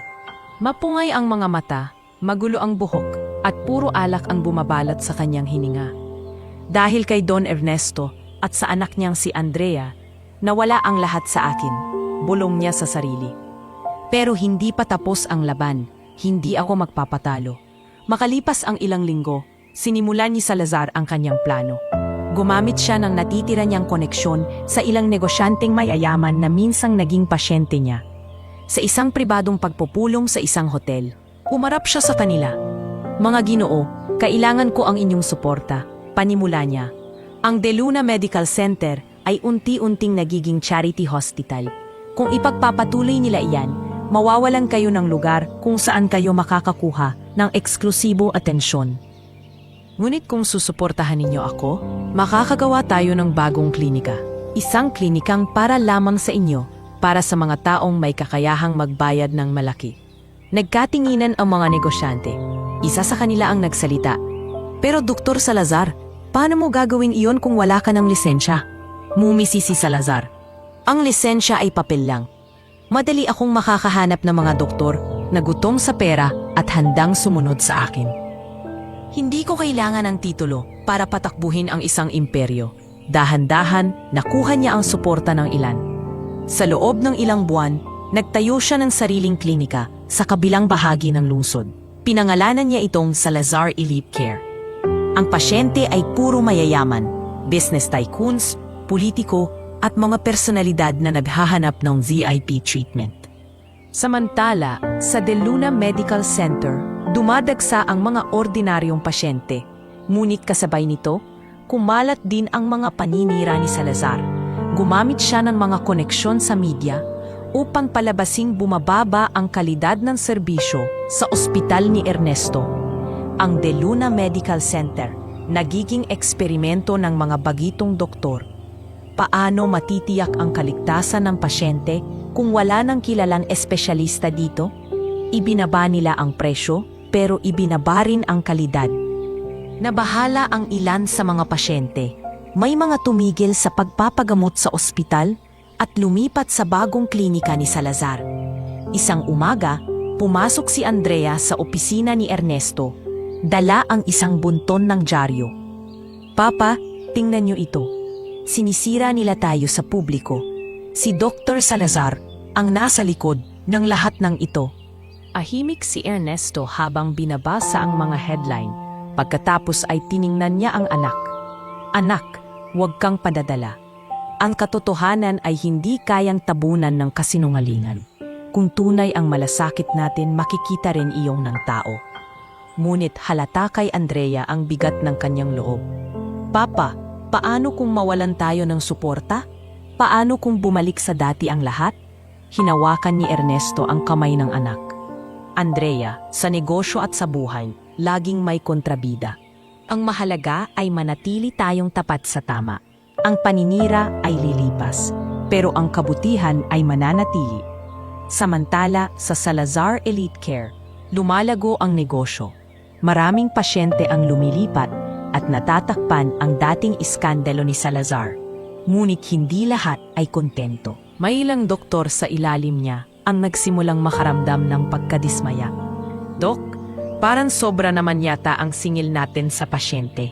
Isang simpleng gamutan, milyon agad ang presyo. Ngunit sinagot lang sila ni Salazar ng malamig.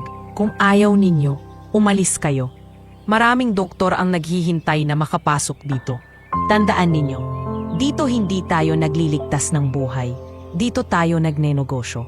Sa kabila ng kanyang kasakiman, nagsimulang lumabas ang mga reklamo. Isang pasyente ang nagreklamo dahil mali ang gamot na naibigay. Isa pa'y namatay matapos ang isang operasyon na pinilit isagawa kahit hindi pa handa ang pasyente. Ngunit mabilis na natatakpan ang mga isyung ito dahil sa kanyang malalakas na koneksyon. Balik sa De Luna Medical Center, nagkaroon ng pulong sina Andrea, Don Ernesto at Doktor Ramon kasama ang iba pang bagong staff. Hindi na natin kayang manahimik, wika ni Andrea. Kung hahayaan natin si Salazar ang magdikta ng naratibo, mawawala lahat ng pinaghirapan natin. Sumang-ayon si Dr. Ramon, kailangan nating ipakita sa publiko ang totoo na kahit bago pa lamang tayo, mas mataas ang malasakit at mas ligtas ang serbisyo natin. Mas mabuting magsalita tayo kaysa manahimik. Tumango si Ernesto, mahina ngunit matatag.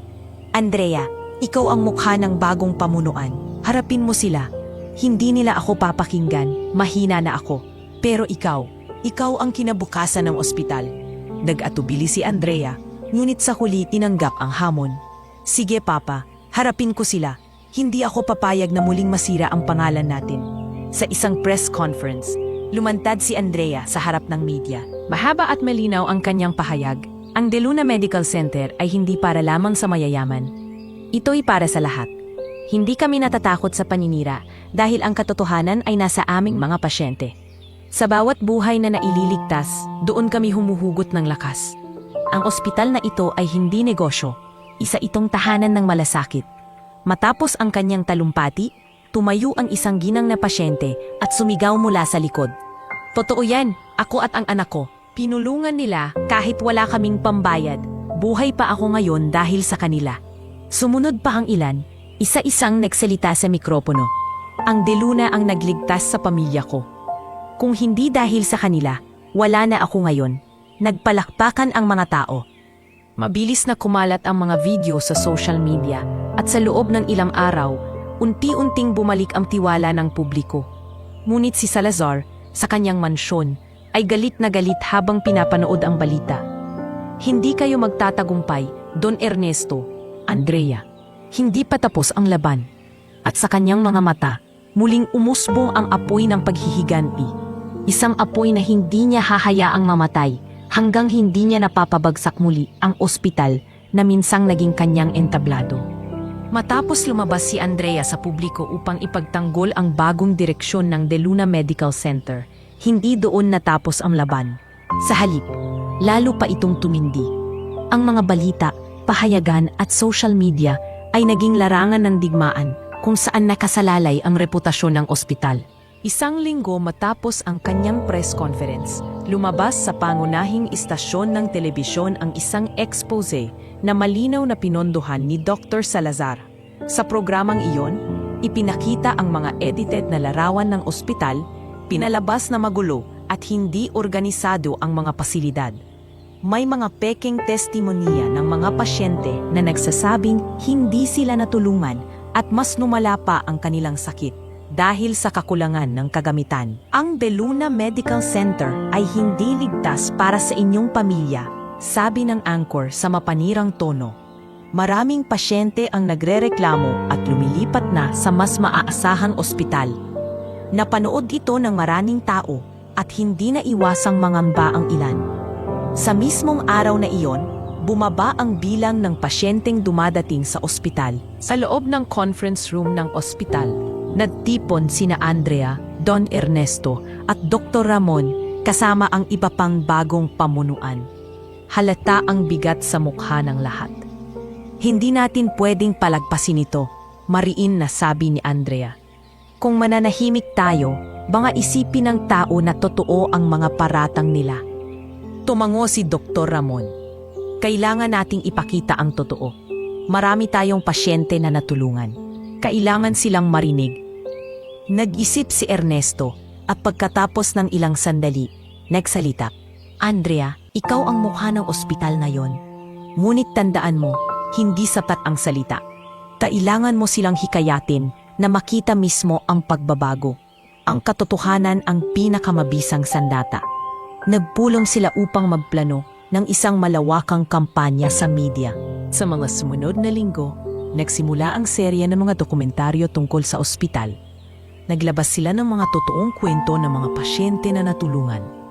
Isa na rito si Aling Rosa, isang tindera sa palengke na tinulungan ng mga bagong doktor nang siya'y atakihin sa puso. Akala ko mamamatay na ako, pero tinanggap nila ako kahit wala akong deposit. Ngayon, buhay pa ako at nakakapag-alaga pa sa mga apo ko. Luha ang kwento niya sa kamera. Ang nagpatotoo na bunggo ako ng motorsiklo at halos wala kaming pera. Akala ko hindi na ako gagamutin. Pero sa De Luna, inalagaan nila ako mula umpisa hanggang dulo. Libre pa ang gamot. Ang mga ganitong kwento ay kumalat sa social media, sinamahan ng hashtag Tunay na De Luna. Libo-libong tao ang nagbahagi ng kanilang karanasan sa ospital at mabilis na nag-viral ang mga post. Kasabay nito, humarap si Andrea sa iba't ibang media outlet. Sa bawat panayam, malinaw ang kanyang paninindigan. Hindi kami perpekto, wika niya sa isang live interview. Baguhan ang ilan sa aming staff at marami pa kaming kailangang ayusin. Pero isang bagay ang maipapangako ko. Walang pasyente ang itataboy sa De Luna Medical Center dahil lamang sa kakulangan sa pera. Dito, lahat ay may karapatan sa kaligtasan at gamutan. Nagulat ang mga host sa kanyang tapang at katapatan. Ibig bang sabihin, handa kayong magsakripisyo ng kita ng ospital para lamang sa prinsipyo? Tanong ng isa. Ngumiti si Andrea. Kung pera lang ang batayan, hindi na ako babalik sa ospital na ito. Ang ospital ay hindi negosyo. Ito ay tahanan ng mga taong nangangailangan. Mabilis na kumalat ang clip ng kanyang panayam at maraming tao ang humanga sa kanyang tapang at tapat na paninindigan. Samantala, hindi pa rin tumitigil si Dr. Salazar. Gumasto siya ng malaki upang patuloy na siraan ang ospital. Ngunit sa bawat paninira, lalong lumalakas ang boses ng mga totoong pasyente. Sa isang pagkakataon, isang grupo ng dating pasyente ang nag-organisa ng isang maliit na rally sa harap ng De Luna Medical Center. May dalang mga placard ang mga tao na may nakasulat na, "Salamat De Luna, hindi kami pinabayaan, serbisyo muna bago pera." Nagulat si Andrea nang makita ito mula sa kanyang opisina. Agad siyang bumaba at kinausap ang mga tao. Maraming salamat sa suporta ninyo. Kayo ang dahilan kung bakit hindi kami susuko. Nagpalakpakan ng mga tao at isa sa kanila ang sumigaw, Andrea para sa bayan, De Luna para sa lahat. Hindi lamang sa media nagpatuloy ang laban. Sa korte, may mga kasong isinampa laban sa mga dating doktor ng ospital, kabilang si Dr. Salazar. Habang naglalakad siya papasok ng hearing, kinuyog siya ng media at mga taong nawalan ng mahal sa buhay dahil sa kapabayaan niya. Salazar, wala ka bang konsensya? Sigaw ng isang lalaki. Pera lang ang inuna mo. Namatay ang anak ko dahil sa'yo. Iyak ng isang ina. Ngunit imbes na magtakumbaba, mumisi lang si Salazar. Hindi pa tapos ang laban. Tandaan ninyo yan. Samantala, sa ospital, mas lalong tumibay ang samahan ng mga bagong doktor at nurse. Sa isang pagpupulong, nagsalita si Dr. Ramon. Alam kong mahirap ang laban na ito, pero tandaan ninyo, bawat pasyente na gumagaling sa atin ay isang patunay na tama ang ginagawa natin. Hindi kayang sirain ng kasinungalingan ang katotohanan. Tumango si Andrea at ngumiti. Tama ka, Ramon. At habang patuloy tayong nagsisilbi ng may malasakit, hindi tayo matitinag. Hindi lamang ito laban para sa ospital, ito'y laban para sa prinsipyo. Habang patuloy ang laban sa media, unti-unting nakikita ng publiko ang malaking pagkakaiba. Ang ospital ni Salazar ay kilala sa labis na singgil at reklamo ng kapabayaan. Samantalang ang De Luna Medical Center ay unti-unting nagiging simbolo ng pag-asa. Isang gabi, habang magkasamang nakaupo sina Andrea at Don Ernesto sa veranda ng kanilang tahanan, pinanood nila ang balita. Ipinakita roon ang larawan ni Andrea kasama ang mga pasyente, pinupuri at niyayakap. Pata, wika ni Andrea, hindi ko akalaing darating ang araw na ipaglalaban ko ito, hindi lamang para sa inyo, kundi para sa lahat. Ngumiti si Ernesto, mahina, ngunit puno ng pagmamalaki. Anak, ngayon ko lang naramdaman na handa ka na. Ikaw ang magdadala sa ospital sa mas maliwanag na kinabukasan. Ako, baka hindi na magtagal, pero masaya ako dahil nakikita kong nasa mabuting kamay ang lahat. At sa gabing iyon, sa kabila ng kaguluhan at patuloy na laban, ramdam nilang mas lumalakas ang panig ng katotohanan. Sa bawat kwento ng pasyenteng natulungan, sa bawat ngiti ng taong nabigyan ng pag-asa, unti-unting nabubuo ang paniniwala ng publiko na ang ospital na minsang binalot ng kasakiman ay muling nagiging tunay na tahanan ng malasakit. Habang muling lumalakas ang tiwala ng publiko sa De Luna Medical Center, sa kabilang panig naman ay patuloy ang pag-iisip ni Dr. Salazar ng mas malupit na paraan upang pabagsakin si Andrea at ang kanyang ama. Hindi sapat para sa kanya ang paninira sa media. Nais niyang tuluyang gumuho ang ospital at mawala ang lahat ng kanilang ipinaglaban. Isang gabi, nakipagpulong siya sa mga negosyanteng lihim na may interes na kontrolin ang sektor ng kalusugan.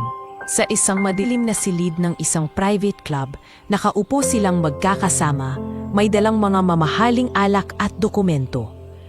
Kung magtatagumpay si Andrea, babagsak ang mga negosyo natin, wika ng isang matandang negosyante. Kapag nasanay ang tao na may libreng serbisyo at malasakit, sino pa ang papasok sa mga ospital natin na puro kita ang iniisip? Numisi si Salazar. Kaya nga kailangan nating kumilos. Hindi sapat ang propaganda. Kailangan nating sirain mismo ang pundasyon ng ospital nila mula sa loob. Nagkatinginan ang mga negosyante. At paano mo gagawin iyon? Tanong ng isa. Simple, sagot ni Salazar. Magpapadala tayo ng mga taong magpapanggap na pasyente, manggugulo sa loob, at magpapalabas ng eskandalo. Sabayan pa natin ng panibagong kampanya sa media. Sa huli, mawawalan sila ng kredibilidad. Samantala, sa ospital, abala si Andrea at Dr. Ramon sa pag-aayos ng mga bagong programa. Isa sa mga ito ang libreng check-up tuwing Sabado para sa mga mahihirap. Dumagsa ang mga tao, dala ang kanilang mga anak at matatandang magulang. Salamat po, Ma'am Andrea, wika ng isang ina habang yakap ang kanyang batang ginamot ng libre. Ngayon lang po kami nakaranas ng ganito. Dati, palaging tinataboy lang kami. Ngumiti si Andrea at ramdam niya ang init ng pasasalamat ng mga tao. Ngunit kasabay nito, alam niyan mas lalo silang nagiging target ng mga kaaway. Isang gabi, kinausap niya ang kanyang ama. Papa, ramdam ko na mas tumitindi ang laban. Hindi na lang ito tungkol sa ospital. May mas malalaking tao na ayaw tayong magtagumpay. Mahina ngunit malinaw ang sagot ni Ernesto. Andrea, tandaan mo, kapag ipinaglaban mo ang tama, laging may tatayo laban sa iyo. Ang tanong, handa ka bang harapin sila? Tahimik na tumango si Andrea. Handa ako, Papa. Ilang araw matapos ang kaninang usapan, naganap ang unang bahagi ng plano ni Salazar. Dumating ang ilang lalaking nagpapanggap na pasyente. Isa sa kanila'y nagkunwaring inatake sa loob ng labi. Nang gamutin siya ng mga nurse, bigla siyang sumigaw. Hindi nila alam ang ginagawa nila. Pinapahamak nilang pasyente. Nagmukhang kaguluhan. May ilang taong dumating na may dalang kamera, kunwaring concerned. Ngunit agad nilang in-upload ang video sa social media. Sa caption, De Luna Medical Center, delikado sa mga pasyente. Agad itong kumalat at muli na namang nagdulot ng takot sa ilan. Nang malaman ito ni Andrea, agad siyang nagpatawag ng pulong. Hindi na ito aksidente. May taong gumagalaw laban sa atin. At alam kong si Salazar ang nasa likod nito. Pero paano natin mapapatunayan? Tanong ni Dr. Ramon. Kung puro pasyente ang mukha ng mga nanggugulo, mahirap silang mapatunayan na kasabwat. Mabigat ang hininga ni Andrea. Kailangan natin ng ebidensya. At kung kinakailangan, maglalagay tayo ng mas mahigpit na seguridad. Hindi natin hahayaang bumagsak ang ospital dahil sa kasinungalingan. Kasabay ng kaguluhan, muling ginamit ni Salazar ang kanyang mga koneksyon. Naglabasan ang mga artikulo sa pahayagan. De Luna, hospital ng eksperimento. Pasyente, muntik nang mamatay dahil sa maling gamot. Aguhan, pinamumunuan ang ospital. Ligtas pa kaya? Ngunit imbes na panghinaan ng loob, mas lalo itong nagpatibay kay Andrea. Muli siyang gumarap sa media. Hindi ko ikakaila na marami pa kaming kailangang ayusin, aniya. Ngunit hindi totoo ang mga paratang na iyon. May mga taong sinasadyang manggulo at sirain ang ospital. Hinihiling ko sa publiko, tingnan ninyo ang katotohanan, hindi ang kasinungalingan. Kasabay nito, naglabas siya ng mga totoong kwento ng mga pasyente. Ang mga testimonya ay isinalaysay ng mismong mga tao na nakaranas ng malasakit mula sa ospital. Muli, nagsimulang bumalik ang tiwala ng mga tao. Ngunit, hindi pa rin natigil si Salazar. Sa kanyang pribadong opisina, pinagmamasdan niya ang mga balita. Bagaman ilang ulit nang napahiya, hindi siya nawawala ng tiwala sa kanyang plano. Kung hindi sila mababagsak sa paninira, bulong niya sa sarili. Babagsak sila sa mismong sistema nila. Magpapadala ko ng tao sa loob. Isang tauhang magpapanggap na kakampi pero sisira mula sa loob. Isang malupit ng nisi ang gumuhit sa kanyang labi. Samantala, sa ospital, mas lalong nagiging malapit sina Andrea at Dr. Ramon. Sa kanilang pagtutulungan, nakikita ng publiko ang bagong mukha ng De Luna Medical Center, isang ospital ng malasakit. Ngunit sa likod ng tagumpay na ito, hindi nila alam na unti-unti nang lumalapit ang panibagong panganib. Isang umaga, ipinakilala sa kanila ng isang applicant ang sarili. Isa siyang nurse na galing sa ibang ospital, mahusay at tila may malasakit. Tinanggap siya agad dahil sa magandang record at maayos na pakikipag-usap. Ngunit ang hindi nila alam, isa siya sa mga tauhan ni Salazar at may dalang lihim na misyon, ang pabagsakin ang De Luna Medical Center mula sa loob. At sa pagsisimula ng bagong yugto na ito, muling haharapin ni na Andrea at Don Ernesto ang isang laban na higit pa sa paninira. Isang laban-laban sa pagtataksil sa loob mismo ng kanilang pader. Makalipas ang ilang taon ng tahimik at matagumpay na pagpapatakbo ng De Luna Medical Center, dumating ang isang pagsubok na muling yayanig sa pamilya at sa buong institusyon. Sa kabila ng mga reforma at tagumpay, hindi maitatanggi na si Don Ernesto ay patuloy na pinahihina ng kanyang karamdaman sa puso. Isang umaga, habang nakaupo siya sa veranda ng kanilang mansyon, bigla na lamang siyang napahawak sa kanyang dibdib. Kasabay ng biglang paninikip ng kanyang paghinga, nahulog ang tasa ng tsaa sa sahig. Agad na tumakbo si Tonyo na hindi kailanmang iniwan ang kanyang tabi at sumigaw, "Andrea, si Don Ernesto!" Mabilis na bumaba si Andrea mula sa itaas at nakita ang kanyang ama na halos mawalan ng malay. "Papa, hawakan niyo lang ako. Dadalhin ko tayo sa ospital." Halos manginyak-nginyak niyang wika habang tinatawag ang mga tauhan para sa sasakyan. Pagdating nila sa De Luna Medical Center, hindi na katulad ng dati ang sistema. Sa halip na diskriminasyon at malamig na pagtanggap, sinalubong sila ng mga nurse at doktor na may tunay na malasakit. Dalhin agad sa ICU, utos ni doktor.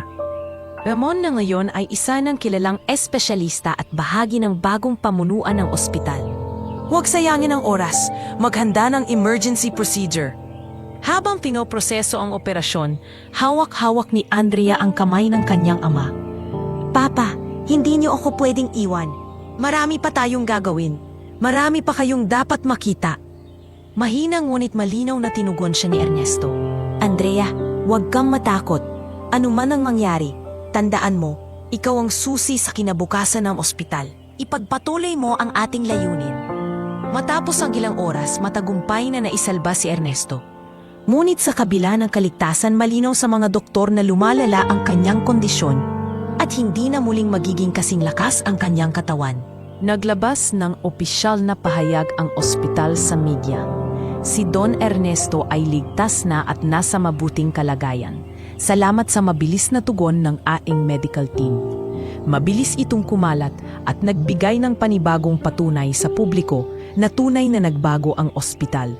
Kung hindi dahil sa reforma, baka hindi siya naisalba. Sabi ng isang pasyente sa panayam. Ito ang patunay na ang bagong Deluna Medical Center ay para sa lahat, kahit mismo sa may-ari. Ngunit higit pa sa balita, naging simbolo si Ernesto ng tagumpay ng reforma. Ang kanyang muling pagkakaligtas sa mismong ospital na minsan ay binalot ng kasakiman ay nagsilbing malakas na mensahe. Siya mismo ang pruweba na nagbago ang sistemang ito, sabi ng isang mamamahayag. Kung noong unay siya ay pinabayaan, ngayon siya ang iniligtas. Ang kwentong ito ang nagpapatibay na may saysay ang mga ipinaglaban ni na Andrea at Don Ernesto. Dumami ang mga taong muling nagtitiwala. Lalong lumakas ang loob ng mga bagong doktor at nurse na manatili sa kanilang prinsipyo. Sa kanyang silid, habang nagpapainga, kinausap ni Ernesto si Andrea. Anak, nakita mo na ba? Hindi lang ako ang nailigtas ng bagong sistema. Nailigtas din ito ang dignidad ng ospital. At ikaw ang dahilan kung bakit natupad iyon. Napaluha si Andrea at yumakap sa kanyang ama. Papa, salamat at hindi kayo sumuko. Kung wala kayo, hindi ko malalaman ang totoong halaga ng pamumuno. Hinding-hindi ko kayo bibiguin. Sa kabila ng kahinaan ng kanyang katawan, ngumiti si Ernesto. Sa kanyang puso, alam niyang naipasa na niya ang apoy ng kanyang paninindigan sa anak. Ang pagsubok sa kanyang kalusugan ay hindi lamang nagpahina sa kanya bilang tao, kundi lalo pang nagpapatibay sa kanilang adhikain bilang pamilya at bilang pinuno ng ospital. At mula sa araw na iyon, naging simbolo si Don Ernesto, hindi lamang ng kayamanan at kapangyarihan, kundi ng muling pagkabuhay ng malasakit at hustisya sa larangan ng medisina. Matapos ang matagumpay na pagliligtas kay Don Ernesto mula sa panibagong atake sa puso, unti-unting lumipat ang sentro ng pamumuno sa mga balikat ni Andrea. Bagaman naroon pa rin ang kanyang ama upang gumabay, mas malinaw na ngayon na si Andrea ang tunay na mamumuno sa Deluna Medical Center. Mula sa unang araw ng kanyang pamumuno, ipinakita niya ang kakaibang tapang na taglay. Sa mga pulong, hindi na siya nakaupo lamang bilang tagamasid. Siya na ngayon ang nagbibigay ng direksyon, nagtatakda ng mga patakaran at naglalatag ng mga plano para sa hinaharap. Hindi sapat na magbago tayo sa loob, wika niya sa unang pagpupulong ng bagong pamunuan. Kailangan nating ipakita sa buong bansa na kaya nating magsilbi ng may malasakit at integridad. Ang ospital na ito ay dapat maging huwaran. Lumipas ang mga buwan at lumawak ang impluwensya ni Andrea. Dumami ang mga organisasyon na nag-imbita sa kanya upang magsalita tungkol sa reforma sa kalusugan. Sa bawat entablado na kanyang tinutungtungan, dala niya ang kwento ng kanyang ama at ng pagbabalik ng malasakit sa medisina. Isang gabi, inimbitahan siya sa isang pambansang komperensya tungkol sa healthcare. Harap-harapan siyang humarap sa mga kilalang politiko at negosyante. Kung kaya ng Deluna Medical Center na baguhin ang sistema, kaya rin ito ng iba. Ang kailangan lang ay tapang, malasakit at tiwala sa mga taong may tunay na puso para sa serbisyo. Matapang niyang pahayag. Mabilis itong kumalat sa social media at maraming kabataan ang humanga sa kanyang liderato. Sa loob ng ilang linggo, kinilala siya bilang isa sa pinakamaimpluwensyang babae sa bansa. Hindi lamang sa salita nagpakita ng pagbabago si Andrea. Sa ospital mismo, ipinatupad niya ang mga programang nagdala ng malaking epekto. Nagpatayo siya ng mga bagong ward para sa mahihirap. Naglagay ng mobile clinic na pumupunta sa mga liblib na baryo at nakipag-ugnayan sa mga eskwelahan para sa libreng medical mission. Ma'am Andrea, wika ng isang estudyanteng nakatanggap ng libreng check-up. Dahil sa inyo, hindi na ako natatakot na magkasakit. Salamat po. Napangiti si Andrea at ramdam niya ang bigat ng kanyang responsibilidad. Hindi na lamang siya namumuno para sa pangalan ng kanilang pamilya, kundi para sa libo-libong tao na umaasa sa kanya. Samantala, si Don Ernesto ay nananatiling nasa likod ng lahat. Bagamang mahina na ang kanyang katawan, hindi siya tumitigil sa pagbibigay ng payo sa kanyang anak. Isang gabi, habang magkasamang naglalakad sa hardin, nag-usap sila. Andrea, mahinang sabi ni Ernesto, mas higit ka pa sa inaasahan ko. Akala ko hindi mo ako mauunawaan. Pero ngayon, ikaw ang nagdadala ng pangarap ko sa mas mataas na antas. Napaluha si Andrea. Apa, kung hindi dahil sa inyo, hindi ko malalaman ang totoong halaga ng pamumuno. Ang lahat ng ito, utang ko sa inyo. Ngumiti si Ernesto. Hindi anak, iyan ay dahil sa tapang at puso mo. Ako ang nagsimula, ngunit ikaw ang magtatapos at magpapatuloy. Dahil sa kanyang mahusay na pamumuno, dumami ang sangay ng De Luna Medical Center. Isa-isa itong itinayo sa iba't ibang bahagi ng bansa. Sa bawat pagbubukas ng bagong sangay, naroon si Andrea upang ipakita na ang kanilang prinsipyo ay hindi lamang pang isang lugar, kundi para sa buong sambayanan. Hindi ko akalaing makakarating sa probinsya namin ang ganitong klasing serbisyo. Wika ng isang magsasaka nang magbukas ang isang sangay sa kanilang bayan. Salamat kay Andrea at sa De Luna Medical Center. Ang mga ganitong kwento ay nagpatibay sa kanyang reputasyon. Dumami ang humanga at mas lalo niyang napatunayan na ang kanyang liderato ay hindi pansamantala kundi pang matagalan. Ngunit sa kabila ng kanyang tagumpay, nanatiling mapagkumbaba si Andrea. Sa isang panayam, tinanong siya, paano niyo nagagawa ang lahat ng ito? Mumiti lamang siya at sumagot, dahil hindi ako nag-iisa. Mayroon akong ama na nagturo ng tunay na malasakit. At may mga taong kasama kong naniniwala sa pagbabago. Ang lahat ng ito ay hindi para sa akin, kundi para sa bayan. Muling nagpalakpakan ang mga tao. At sa puntong iyon, malinaw na si Andrea ay hindi lamang tagapagmana ng pangalan ng De Luna.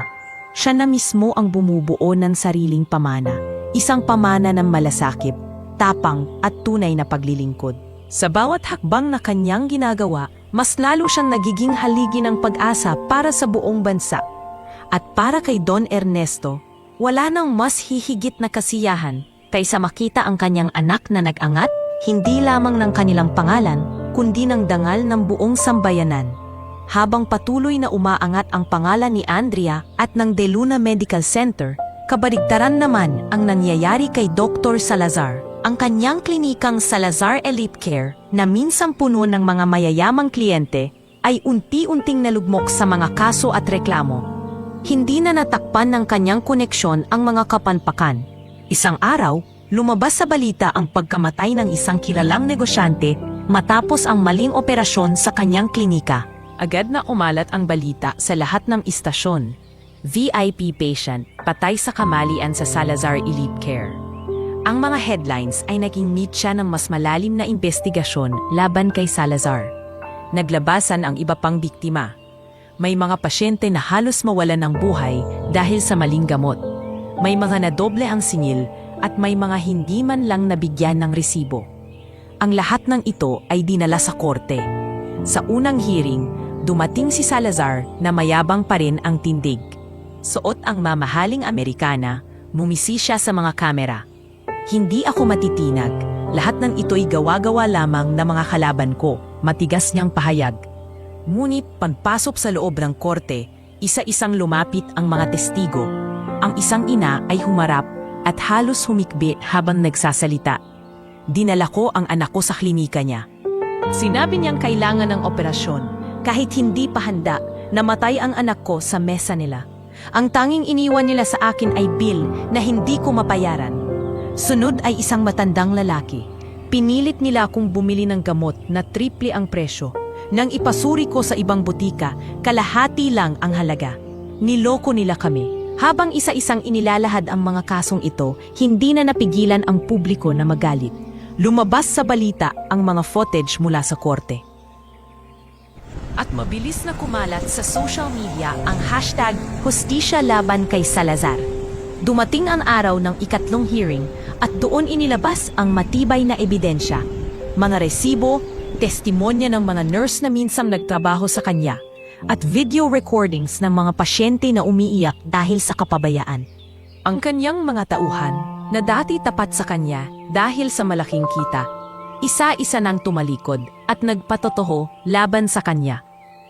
Dr. Salazar mismo ang nag-utos na ituloy ang operasyon kahit walang sapat na pagsusuri, sabi ng isang dating nurse. Alam niyang delikado pero pinilit niya. Ang dahilan? Malaking kita. Wala nang natira sa kanyang depensa. Samantala, sa ospital ni na Andrea, napanood nila ang balita sa telebisyon. Kasama ni Andrea, si Don Ernesto at si Dr. Ramon. Papa, tingnan niyo? Sa wakas, lumalabas na ang katotohanan, wika ni Andrea. Tahimik lang si Ernesto, ngunit may ngiti sa kanyang labi. Andrea, ito ang patunay na hindi kailanmang magtatagumpay ang kasakiman. Maaaring magtagal sila, ngunit sa huli, ang hustisya ang mananaig. Tumango si Dr. Ramon, at ito rin ang inspirasyon sa atin na huwag tayong lumihis sa tama kahit gaano kahirap. Dahil kita natin kung saan hahantong ang maling landas. Pagdating ng hatol, napuno ang korte ng media at mga pamilya ng mga biktima. Tumayo ang hukom at binasa ang desisyon. Sa lahat ng ebidensya at testimonya na aming tinanggap, malinaw na si Dr. Salazar ay nagkasala ng pandaraya, maling medisina, at tahasang pag-abuso sa kanyang tungkulin bilang doktor. Sa gayon, hinahatulan siya ng pagkakakulong at tuluyang pagbawi ng kanyang lisensya. Umalinaw ang palakpakan at sigawan sa loob ng korte. Ang mga biktima ay nagyakapan, habang si Salazar ay halos hindi makagalaw. Ang dating mapagmataas na doktor ay ngayon ay nakayuko at ang mga matay puno ng takot. Hindi ako pwedeng matalo. Mahinang buling niya habang inilalayo ng mga pulis. Makalipas ang ilang buwan, tuluyang nawala si Salazar sa mata ng publiko. Sa loob ng bilangguan, wala nang dumadalaw sa kanya. Ang kanyang mga dating kliyente ay tinalikuran siya at ang kanyang kayamanan ay naubos sa kababayad ng danyos at kaso. Isang gabi, natagpuan siyang walang buhay sa loob ng kanyang selda. Walang dumalo sa kanyang libing at ang kanyang pangalan ay tuluyan nang nabura sa mundo ng medisina. Ang dating tanyag at mayamang doktor ay nagtapos na mag-isa, binalot ng kahihiyan at kasakiman. Sa kabilang banda, ang balitang ito ay nagsilbing aral sa lahat ng manggagamot sa bansa. Dumagsa ang mga pahayag ng suporta para sa De Luna Medical Center. Kung hindi dahil sa kanilang paninindigan, hindi lalabas ang buong katotohanan, wika ng isang komentarista. Nagbigay din ng pahayag si Andrea sa publiko. Ang pagbagsak ni Dr. Salazar ay hindi lamang tungkol sa isang tao. Isa itong paalala sa lahat ng nasa larangan ng medisina na ang tunay na tungkulin ay magligtas ng buhay, hindi magkamal ng kayamanan. Wag na wag nating kalimutan ang sinumpaang tungkulin natin. Sa kanyang silid, habang nagpapahinga, muling kinausap ni Don Ernesto ang kanyang anak. Andrea, sa pagbagsak ni Salazar, natapos na rin ang isang madilim na kabanata. Ngunit tandaan mo, hindi dito nagtatapos ang ating laban. Marami pang hamon ang darating, pero alam kong kaya mo nang harapin ang lahat. Ngumiti si Andrea at hinawakan ang kamay ng kanyang ama. Papa, hindi ko kayo bibigain. Ang lahat ng ito ay para sa tao at para sa pamanan na iniwan niyo sa akin. Sa gabing iyon, mas lalong tumibay ang kanilang loob. Habang tuluyan ng gumuho ang pangalan ni Dr. Salazar, ang De Luna Medical Center ay patuloy na lumalago, dala ang liwanag ng malasakit at hustisya.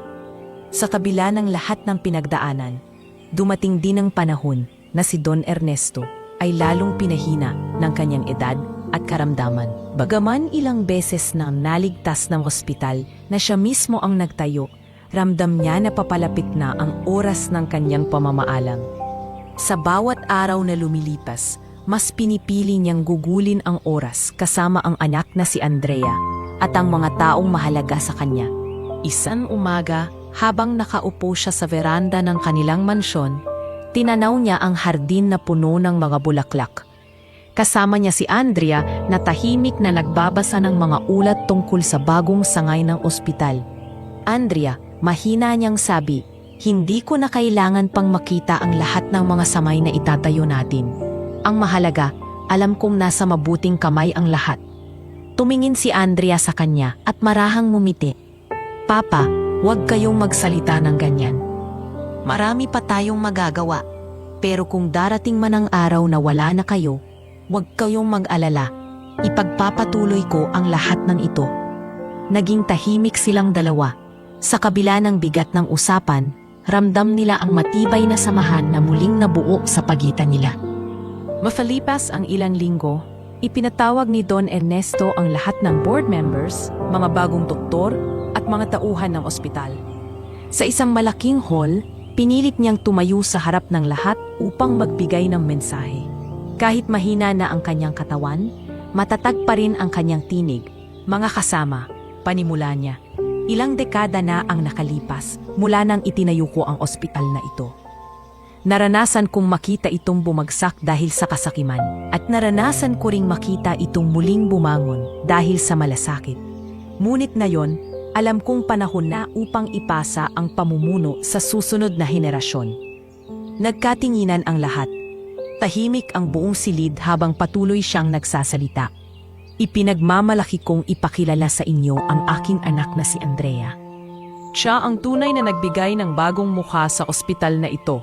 Siya ang magpapatuloy ng pamana, hindi ko lamang bilang ama, kundi bilang taong naniniwala na ang medisina ay para sa lahat." Nagpalakpakan ng mga tao at lumapit si Andrea sa kanyang ama upang samahan siya sa entablado. Sa harap ng lahat, yumakap siya kay Ernesto at sinabi, "Papa, salamat at binigyan niyo ako ng pagkakataon na ipakita ang sarili ko. Pangako ko, hindi ko sisirain ang tiwalang ibinigay niyo sa akin." Mula noon, formal nang hawak ni Andrea ang pamumuno ng ospital. Unti-unting umatras si Ernesto sa mga gawain at mas pinili ang payapang pamumuhay. Ngunit sa bawat malaking desisyon, hindi pa rin niya nakakalimutang humingi ng payo sa kanyang ama. Isang gabi, nagkaroon sila ng masinsinang pag-uusap. "Andrea," wika ni Ernesto, "huwag mong kalilimutan na ang pinakamalaking kayamanan ng ospital ay hindi ang mga gusali o mga kagamitan, kundi ang tiwala ng mga tao. Ingatan mo iyon." Tumango si Andrea at sa kanyang puso alam niyang iyon ang pinakamahalagang gabay na dapat niyang sundin. Habang lumilipas ang mga buwan, lalo pang lumakas ang reputasyon ng De Luna Medical Center. Dumami ang mga sangay sa iba't ibang probinsya at nakilala ito bilang isa sa pinakamahalaga at pinakamakataong ospital sa bansa. Ang kanilang mga programa para sa mahihirap ay naging modelo ng iba pang institusyon. Sa isang pambansang seremonya, kinilala si Andrea bilang isa sa pinakamaimpluwensyang lider sa larangan ng kalusugan. Ngunit sa kanyang talumpati, hindi niya kinalimutan ang kanyang ama. Ang lahat ng ito ay hindi magiging posible kung hindi dahil sa isang taong nagturo sa akin ng tunay na kahulugan ng malasakit. Para sa kanya, ang bawat buhay ay mahalaga at iyon ang pinakamagandang pamana na aking natanggap. Muling umalingaw-ngaw ang palakpakan. At sa araw na iyon, mas lalo pang lumalim ang pamana ni Don Ernesto, hindi lamang sa kanilang pamilya, kundi sa buong sambayanan. Ilang taon pang lumipas at dumating din ang huling gabi ni Don Ernesto. Tahimik siyang nakahiga sa kanyang kama, napapalibutan ng kanyang pamilya at ilang malalapit na kaibigan. Mahina na ang kanyang hininga, ngunit malinaw pa rin ang kanyang mga mata habang nakatingin kay Andrea. "Anak," mahinang bulong niya, "natutupad na ang pangarap ko dahil sa'yo. Hindi na ako natatakot. Ang pamana natin ay nasa mabuting kamay." Hinatid siya ng luha ni Andrea, ngunit sa halip na pighati, mas naninibabaw ang pasasalamat. "Papa, salamat sa lahat. Hindi kayo mawawala dahil ang pamana ninyo ay mananatili sa bawat buhay na natutulungan namin." Sa mga huling sandali ni Don Ernesto, mumiti siya at marahang pumikit. At sa kanyang pagpanaw, iniwan niya ang isang alamat, isang kwento ng pagbagsak at muling pag-angat, ng kasakiman at hustisya, at ng tunay na pamana ng malasakit. Mula noon, si Andrea ay nagpatuloy bilang haligi ng De Luna Medical Center. Sa bawat pasyenteng natutulungan, sa bawat buhay na naililigtas, muling nabubuhay ang alaala ng kanyang ama. Ang ospital ay hindi na lamang gusali o pangalan. Ito ay naging simbolo ng isang pangako na walang pasyente ang iiwanan, mayaman man o mahirap. At ang pangakong iyon, sa ilalim ng pamumuno ni Andrea, ay patuloy na maisusulat sa kasaysayan.